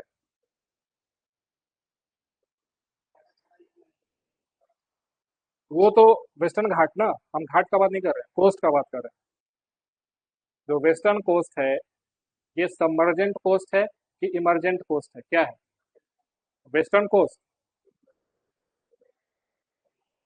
सबमर्जेंट कोस्ट, ठीक। देखो, आपको मालूम होगा कि गुजरात में एक द्वारका एक जगह है, अंडर सी है द्वारिका, है ना। तो उसी से आप याद रखो कि जो हमारा जो वेस्टर्न कोस्ट जो है, वेस्टर्न कोस्ट जो है सबमर्जेंट कोस्ट है। सबमर्जेंट का मतलब क्या है कि जल में है सो डूबा हुआ है, जल में डूबा हुआ है। ऐसा नहीं कि बिल्कुल ही डूब गया, कि बिल्कुल ही मैदान गायब हो गया, ऐसा नहीं। बट कुछ हिस्सा जो है उसका, उसका जो कॉन्टिनेंटल सेल्फ का जो हिस्सा है, वो ज्यादा डूबा हुआ है आपके अरेबियन सी में, है ना। तो आप ये पॉइंट लिख लो, है ना, कि western coast, western coast, western coast, western coast जो है सो सबमर्जेंट कोस्ट है, जलमग्न है जी, सबमर्जेंट कोस्ट है, सबमर्ज सबमर्जेंट कोस्ट है, जलमग्न है, ठीक है। इसका फायदा क्या होगा, इसका फायदा ये होगा कि जो नेचुरल हार्बर्स और जो पोर्ट्स होंगे ना, जो बंदरगाह होगा, यहाँ पे आपको अच्छे से बनेगा, ठीक है। यानी कि आप लिखो कि वेस्टर्न कोस्ट इज सबमर्जेंट, जलमग्न है, इस वजह से यहाँ पे नेचुरल हार्बर्स जो है सो प्रेजेंट होते हैं, नेचुरल हार्बर्स। अरे देखो ना, जैसे कि मान लो ये हिस्सा समझो कि ये जो है ना, पानी में थोड़ा सा डूब जाए, है ना, नीचे पानी में चला जाए, तो जो भी जहाज आएगा वो अच्छे से आराम से पहुंच जाएगा ना यहाँ पे। अब मान लो इसको थोड़ा और उठा दो, इतना यहाँ इस लेवल पे ले आओ, है ना, समुद्र तल उतना नीचे है, ये इतना उठा हुआ है, तो क्या यहाँ पे है सो बंदरगाह ठीक से बन पाएगा क्या, नहीं बन पाएगा। तो यही कॉन्सेप्ट है कि इसी वजह से आपको जो वेस्टर्न कोस्ट है, वेस्टर्न कोस्ट है, इस पे आपको नेचुरल बंदरगाह ज्यादा देखने को मिलता है, समझ में आ गया। क्योंकि वेस्टर्न कोस्ट कैसा कोस्ट है, सबमर्जेंट कोस्ट है, ठीक है। लेकिन जो ईस्टर्न कोस्ट है, ईस्टर्न कोस्ट है, ये कैसा है? इमरजेंट कोस्ट है जी, इमरजेंट कोस्ट है। इमरजेंट कोस्ट का मतलब जो उभरा हुआ है, उभरा हुआ कोस्ट है ना, तट है। इसके वजह से जो ईस्टर्न कोस्ट है वहां पे आपको आर्टिफिशियल पोर्ट्स, आर्टिफिशियल हार्बर्स जो है सो ज्यादा बनाया जाएगा, नेचुरल नहीं रहेगा। समझ में आ गया? ठीक है, ये पॉइंट आपको याद रखना है। प्लस कुछ बातें इन आइलैंड्स के बारे में भी। जो हमारा लक्षद्वीप आइलैंड्स है, लक्षद्वीप आइलैंड्स है, ये कैसा आइलैंड ग्रुप है? किस चीज का बना हुआ है? कोरल, प्रवाल भित्ति जिसको बोलते हैं, है ना। कोरल आइलैंड है। छठा जो हम लोग डिस्कस कर रहे थे लक्षद्वीप, लक्षद्वीप के बारे में लिख लो, it is a coral island. Coral island, coral island क्या होता है? कोरल आइलैंड बता देते हैं अभी। कोरल आइलैंड है लक्षद्वीप, ठीक। और जो अंडमान निकोबार है, ये बेसिकली कैसा है? वॉल्केनिक, ठीक है। It is volcanic in origin, volcanic, ज्वालामुखी। ये बेसिकली क्या है? ये बेसिकली क्या है कि हमारा जो समुद्र तल है, समुद्र तल है, उस पर मैंने आपको बताया था, जब वो क्लास याद करो, जहाँ पे कई सारे सी माउंटेन्स प्रेजेंट होते हैं। सी माउंटेन्स बेसिकली वॉल्केनिक इरप्शंस की वजह से बनते हैं। तो ऐसे कई सारे सी माउंटेन्स जो है सो बाहर की तरफ है सो उभरा हुआ है, उसी को हम लोग अंडमान निकोबार आइलैंड द्वीप के रूप में जानते हैं। समझ में आ गया? समुद्र तल से कई सारे माउंटेन्स, जो सी माउंटेन्स जो होते हैं, वो बाहर की तरफ जब ऊपर की तरफ आ जाएगा, तो वैसा जो आइलैंड्स बनता है उसको हम लोग वॉल्केनिक आइलैंड्स बोलते हैं। और हमारा जो Andaman and Nicobar island group है, वो भी ऐसे कई सारे सी माउंटेन्स की वजह से बना हुआ है, ठीक है। लेकिन जो लक्षद्वीप है, यह कोरल आइलैंड्स की वजह से बना हुआ है। अब उसको भी समझा देंगे कि कोरल आइलैंड्स कैसे बनता है, ठीक है। इंडिया का एकमात्र जो है सो एक्टिव वॉल्केनो कहाँ पे प्रेजेंट है? सक्रिय ज्वालामुखी अंडमान निकोबार में है, बैरन आइलैंड उसको बोलते हैं। क्या नाम है उसका? बैरन आइलैंड, ना नोट कर लो, Barren island. Barren island is the only active volcano in India. Andaman Nicobar में है ओनली एक्टिव वॉल्केनो, सक्रिय ज्वालामुखी इन इंडिया, बैरन आइलैंड है उसका नाम, ठीक है। ये हो गया।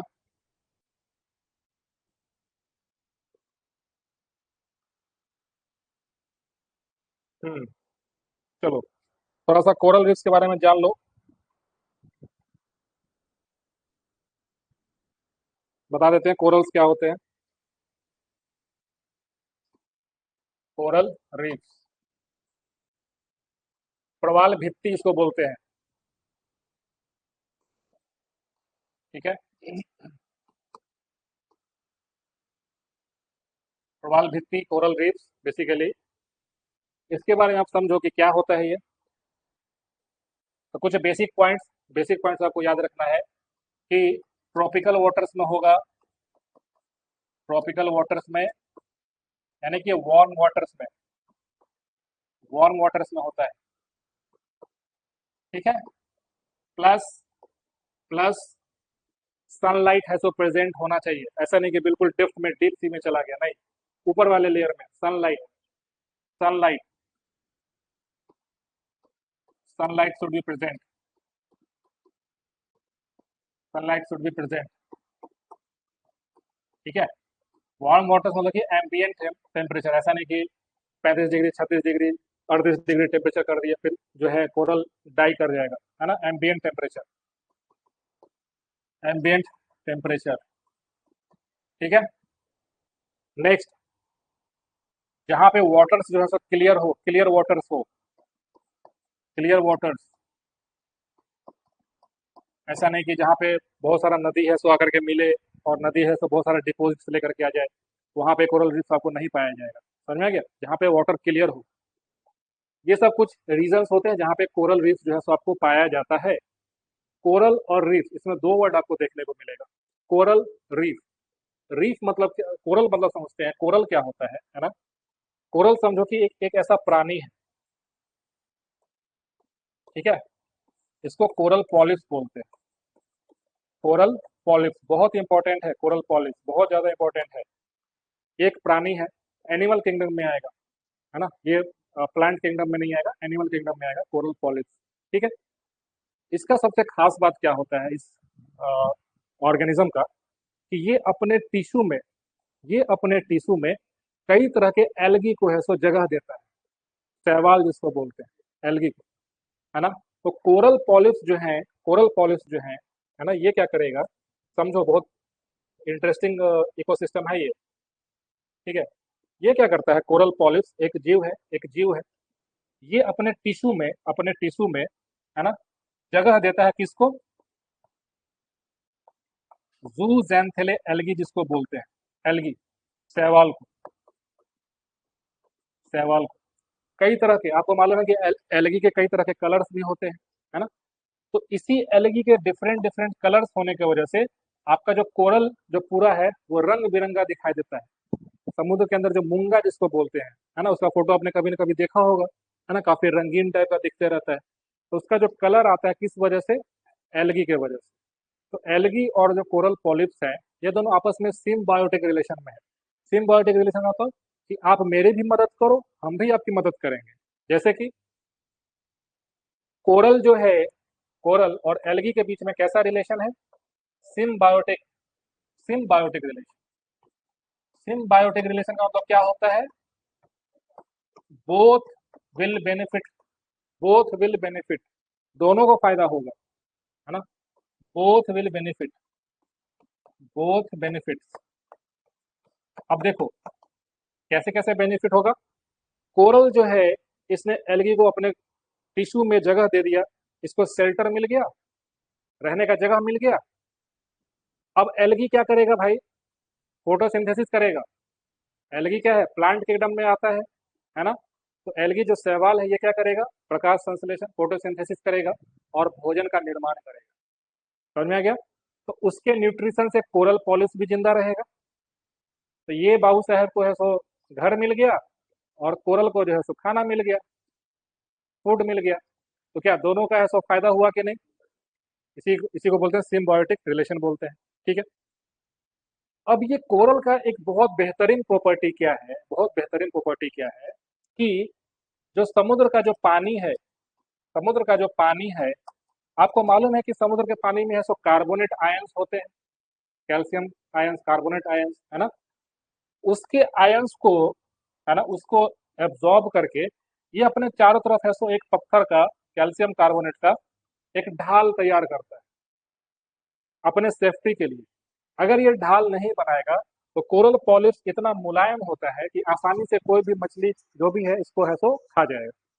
तो नेचर है सो हर एक जीव जंतु को अपने तरीके से बचाव करने का एक है सो उसको हथियार तैयार करके दे देता है। तो कोरल पॉलिप्स भी क्या करता है कि एक शेल, जैसे कि घोंघा देखो ना, जो अपने आसपास अपने गांव में खेत में देखते होगे, कैसे उसका एक शेल रहता है ना। कुछ उसी तरीके से कोरल पॉलिप्स भी समुद्र के अंदर, पानी के अंदर एक शेल बनाता है। समझ में आ गया। तो उसी को हम लोग क्या बोलते हैं, रीफ बोलते हैं, रीफ। तो होगा क्या कि सपोज कि कोरल रीफ, कोरल्स थे, ये सभी कोरल्स थे, इन्होंने अपना अपना सेल बना लिया, सेल बना लिया, सेल बना लिया, सेल बना लिया। धीरे धीरे कोरल्स जो है सो जैसे जैसे एज होगा, है ना, अपने हिसाब से है सो उसका डेथ भी होता चला जाएगा। तो over the period of time क्या होगा ना, कई सारा इसका लेयर्स जो है सो आपस में ऐसे जुड़ जाता है। इसी को हम लोग कोरल रीफ बोलते हैं। समझ में आ गया। This is the coral reef, है ना। तो जो हमारा अभी हम लोग पढ़ रहे थे लक्षद्वीप के बारे में, वो कोरल आइलैंड है।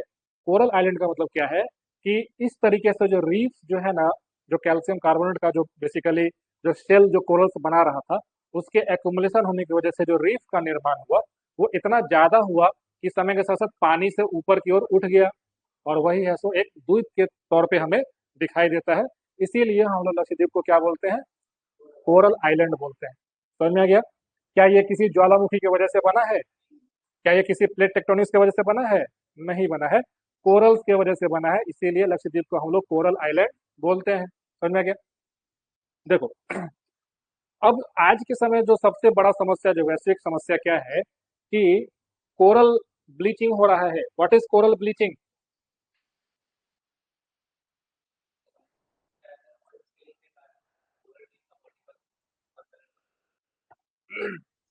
What is coral bleaching.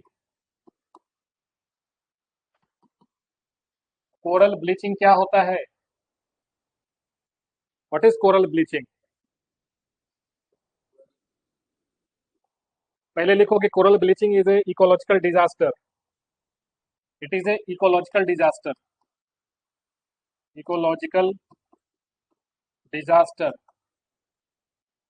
Ecological disaster of oceans. Of oceans, है ना।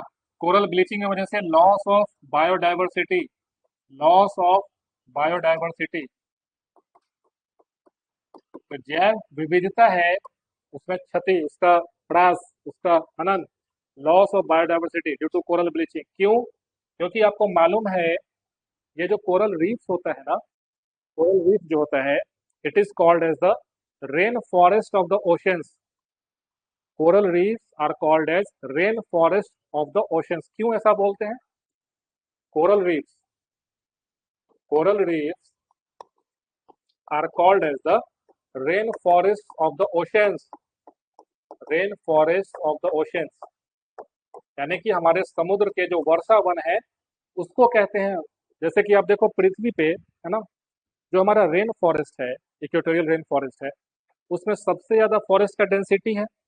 फॉरेस्ट की वजह से हमें ऑक्सीजन मिलता है, और ऑक्सीजन की वजह से पृथ्वी पे जो है सो जो भी जीव जंतु है उसका है सो जीवन है सो निर्भर कर रहा है।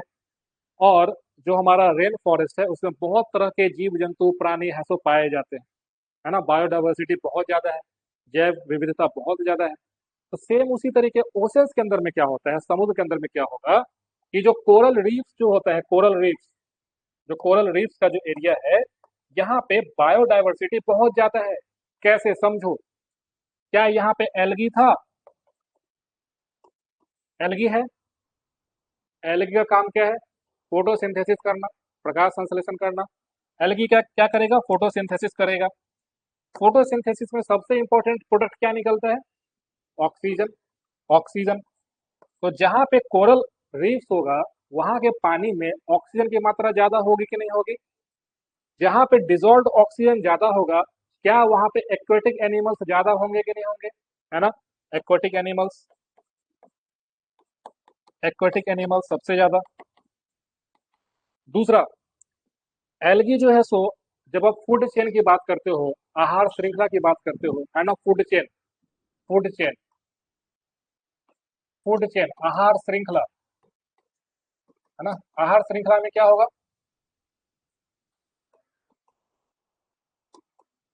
आहार श्रृंखला में क्या होता है, जो एक कॉमन जो है उसमें क्या होगा, एक प्राइमरी प्रोड्यूसर होगा, प्रोड्यूसर, जो कि खाने का उत्पादन करेगा, जैसे कि पेड़ पौधा, अलगी, है ना, ये सभी प्राइमरी प्रोड्यूसर होगा। अब इसको खाने के लिए इसके ऊपर निर्भर होने वाला दूसरा जीव होगा, है ना, जो कि हर्बीवोर्स होगा, है ना, वेजिटेरियन जिसको बोलेंगे, हर्बीवोर्स होगा। अब हर्बीवोर्स को खाने के लिए है तो कार्निवोर्स होगा, कार्निवोर्स होगा। तो एक बात बताओ, जहाँ पे कोरल रीफ्स होगा वहां पे एल्गी सबसे ज्यादा, एल्गी के वजह से खाने का प्रोडक्शन सबसे ज्यादा। एल्गी पे डिपेंडेंट कौन? कोरल्स। कोरल्स के आसपास जो है ऑक्सीजन का बहुत ज्यादा सप्लाई, छोटे छोटे मछलियां वहां पे प्रेजेंट रहेंगी, छोटे छोटे मछलियों को खाने के लिए बड़ी मछलियां। तो कहने का मतलब है कि पूरा का पूरा इकोसिस्टम फ्लरिश करता है कोरल रीफ्स के पास में। समझ में आ गया? इस वजह से क्या आप ये कह सकते हो कि coral reefs are the rain forest of the ocean, जो कि बायोडाइवर्सिटी मेंटेन करता है ये। अब देखो, कोरल ब्लीचिंग, कोरल ब्लीचिंग का मतलब क्या होता है? Whitening of the corals, whitening, whitening of the corals, whitening of the corals. अभी हमने पीछे देखा कि जो कोरल रीफ्स हैं उसमें कलर किस वजह से आता है?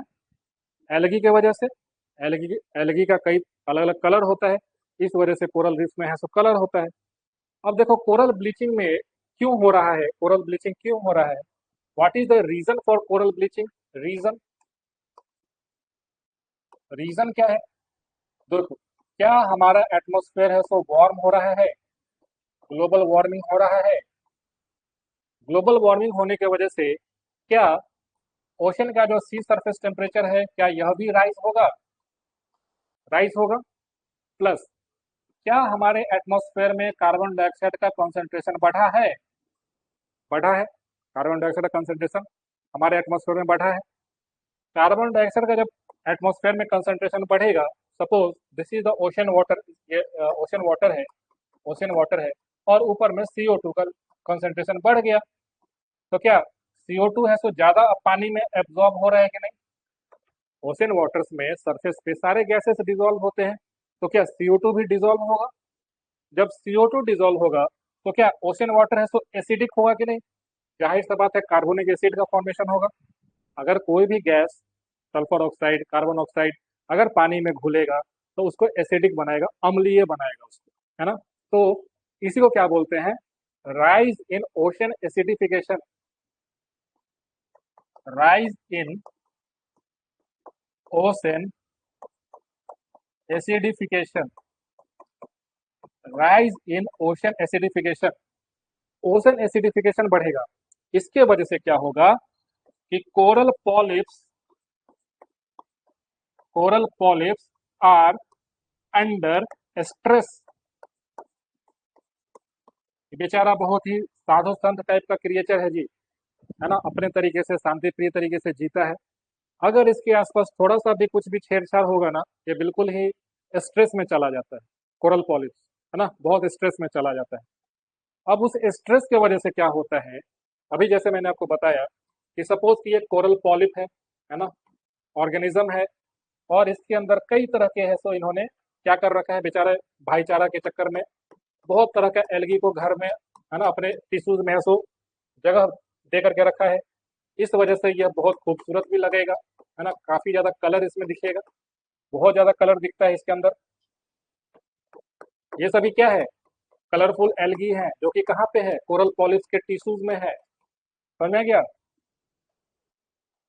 समझ में आ गया? अब आप एक बात बताओ कि आप अपने घर में किसी को ऐसो आश्रय दे करके रखे हैं, है ना, और सपोज कि आप किसी मेंटल तनाव से गुजरने लगे, आपके जीवन में कुछ तनाव आ गया, बहुत ज्यादा तनाव आ गया, तो आप शांति प्रिय तरीके से रहना चाहोगे, तो जो भी है घर में रहते हो, जाओ भाई अपने अपने रास्ता देखो, निकलो यहाँ से। तो कोरल पॉलिप्स भी यही करता है, ये सारे एल्गी को है सो अपने टिश्यू से थ्रो आउट कर देता है। समझ में आ गया? तो जब थ्रो आउट कर देगा, तो ये जो कलरफुल कलरफुल जो कोरल रीफ्स आपको दिखता था, कोरल रीफ्स आपको दिखता था, अब क्या होगा? अब ये बिल्कुल ही ब्लीच, सॉरी, ब्लीच ऐसा दिखेगा, बिल्कुल व्हाइट ऐसा दिखेगा, व्हाइट, क्योंकि इसने अपने सारे एल्गी को जो है सो थ्रो आउट कर दिया, है ना, थ्रो आउट कर दिया। इसी को हम लोग क्या बोलते हैं? ब्लीचिंग। जैसे कि ब्लीचिंग वर्ड कहाँ से आया है ना, कई बार आप देखते हो कपड़े का ब्लीचिंग कर दिया जाता है, उसका जो कलर है उसको निकाल दिया जाता है, उसी को कोरल ब्लीचिंग बोलते हैं। समझ में आ गया कि स्ट्रेस, स्ट्रेस किस किस वजह से बढ़ा? तो ग्लोबल वार्मिंग की वजह से टेम्परेचर बढ़ा, प्लस हमारे एटमॉस्फेयर में CO2 का लेवल बढ़ा हुआ है। इसके वजह से जो ओशन का एसिडिफिकेशन है, ओशन में जो एसिड्स की जो मात्रा है वो बढ़ गई। इसके वजह से जो कोरल पॉलिप्स है इसके ऊपर है सो स्ट्रेस बढ़ा, और स्ट्रेस बढ़ने की वजह से इसने अपने टिश्यूज से सारे एल्गीज को निकाल के बाहर कर दिया। तो एल्गीज भी डाई आउट हो जाएंगे, क्योंकि एल्गीज के पास कोई ठिकाना नहीं। अब वो समुद्र में वाटर करेंट्स के साथ साथ है तो मूव करते रहेगा, इधर से उधर चला जाएगा, प्लस ये खुद ही बेचारा भूखे रह जाएगा, इसको फूड बना के कोई देने वाला नहीं है, तो ये भी डाई आउट हो जाएगा। और इसके वजह से इसके आसपास जो इकोसिस्टम पूरा चल रहा था वो भी अब विलुप्त हो जाएगा। इसी वजह से कहा जाता है कि कोरल ब्लीचिंग आज के समय पूरे वर्ल्ड में 70% ऑफ द कोरल जो है सो ब्लीच कर गए, और ये हमारे मानव का एक बहुत बड़ा उपलब्धि है ना, कि हम अपने जीव जंतु आसपास जो भी प्राणी है उसको समाप्त कर देंगे, पूरे पृथ्वी पर हम ही रहेंगे, है ना, एक साथ हमारा राज्य होगा। फिर उसके बाद है सो हीट वेव्स जो है सो आएंगे, है ना। अभी तो कुछ नहीं हुआ है, अब तो सर्दी विंटर में भी है आपको जो है टेम्परेचर बढ़ेगा, है ना, या फिर ऐसा ठंडा पड़ेगा कि साइबेरिया वाला क्लाइमेट हो जाएगा। तो कहने का मतलब है कि मानव ने इस पृथ्वी पे विनाश के अलावा और कुछ नहीं किया है ना। तो उसका सबसे जो है उदाहरण है कि हमने 70% कोरल रीफ्स को जो है सो मार दिया, ओशंस में खत्म कर दिया। इसके वजह से जो एक्वेटिक इकोसिस्टम है वो डैमेज हो चुका है। तो अब क्या कर रहे हैं लोग? कोरल्स को कैसे बचाया जाए, कैसे कंजर्व किया जाए, है ना। एक बार जब डैमेज कंट्रोल से बाहर हो जाता है, डैमेज इतना ज़्यादा हो जाता है कि फिर उसके बाद जो है नींद खुलता है कि अरे अब कुछ करना चाहिए, है ना, अब बचाना चाहिए। तो अब क्या करते हैं, कुछ कुछ तरीका अपना रहे हैं, जैसे कि अगर आप इंडिया में देखो, अरेबियन सी में भी कुछ ऐसे प्रोजेक्ट्स लगाए जा रहे हैं जहाँ पे आर्टिफिशियल कोरल्स को ट्रांसप्लांट किया जा रहा है। समझ में गया? तो ये सब कुछ है, लेकिन उससे जो चीज नेचर में है, अगर वो एक बार खत्म हो जाए, तो क्या हम लोग उसको उस तरीके से बना सकते हैं? क्या नहीं बना सकते हैं, जाहिर सा बात। तो इसी वजह से आपको जो है CO2 को रिलीज के इमिशंस को कम करने की जरूरत है। आपको है सो फॉरेस्टेशन करने की जरूरत है ना। ये सब जो है करना पड़ेगा, तभी जा करके हमारा जो है नेचर जो है वो ठीक तरीके से काम करेगा। समझ में गया? ठीक है, तो इस क्लास को आज यहीं पे एंड करते हैं। बाकी कल का जो है टॉपिक, इसी को थोड़ा सा और डिटेल में और भी बता देंगे हर एक फीचर्स को। आज मैंने एक जनरल ओवरव्यू आपको दिया है ना, कि किस तरीके से इंडिया का जो फिजियोग्राफिक डिवीजन है उसको हम लोग कैसे डिस्क्राइब करते हैं, उसका जनरल क्या सब पार्ट है, ये आई होप कि आपको सबको क्लियर हुआ होगा, है ना। ये जो चैप्टर है आप अपने एनसीईआरटी से एक बार पढ़ के आएंगे, जो लोग पहली बार इंडियन ज्योग्राफी पढ़ना शुरू किए हैं। क्लास 11th का एनसीईआरटी है, ठीक है। अगर बुक है आपके पास तो ठीक है, नहीं तो PDF फ्री में एनसीईआरटी डाउनलोड हो जाता है, उसको भी डाउनलोड करके पढ़ सकते हैं, है ना। और जो घटना चक्र का जो बुक है, MCQ का, प्रीवियस ईयर क्वेश्चन का, वो जरूर से जरूर परचेज कर लीजिएगा आप लोग। वो आपके ज्योग्राफी के क्वेश्चंस को एग्जाम में बहुत हद तक है सो सही करवाएगा। उसमें इतना ज़्यादा सवाल ऑलरेडी पूछा जा चुका है, और वही फैक्ट्स आपसे बार बार घूम करके एग्जाम में यहाँ से पूछा जाएगा अलग अलग तरीके से। तो सबसे बेस्ट तरीका है घटना चक्र से PYQs को प्रैक्टिस करिए, है ना। अगर उस चैप्टर को नहीं भी पढ़े हैं तो एक बार बस गो थ्रू होइए चैप्टर से कि अच्छा ऐसा सवाल पूछा जाता है, अच्छा ये सब कुछ नाम है ना। तो उससे क्या होगा, फेमिलराइजेशन बढ़ते जाता है उस टॉपिक के बारे में, और फिर धीरे धीरे समझ में भी आने लगेगा। ठीक है, तो चलो फिर मिलते हैं नेक्स्ट क्लास में और इसको फिर कंटिन्यू करते हैं। चलो, thank you so much everyone for joining this class.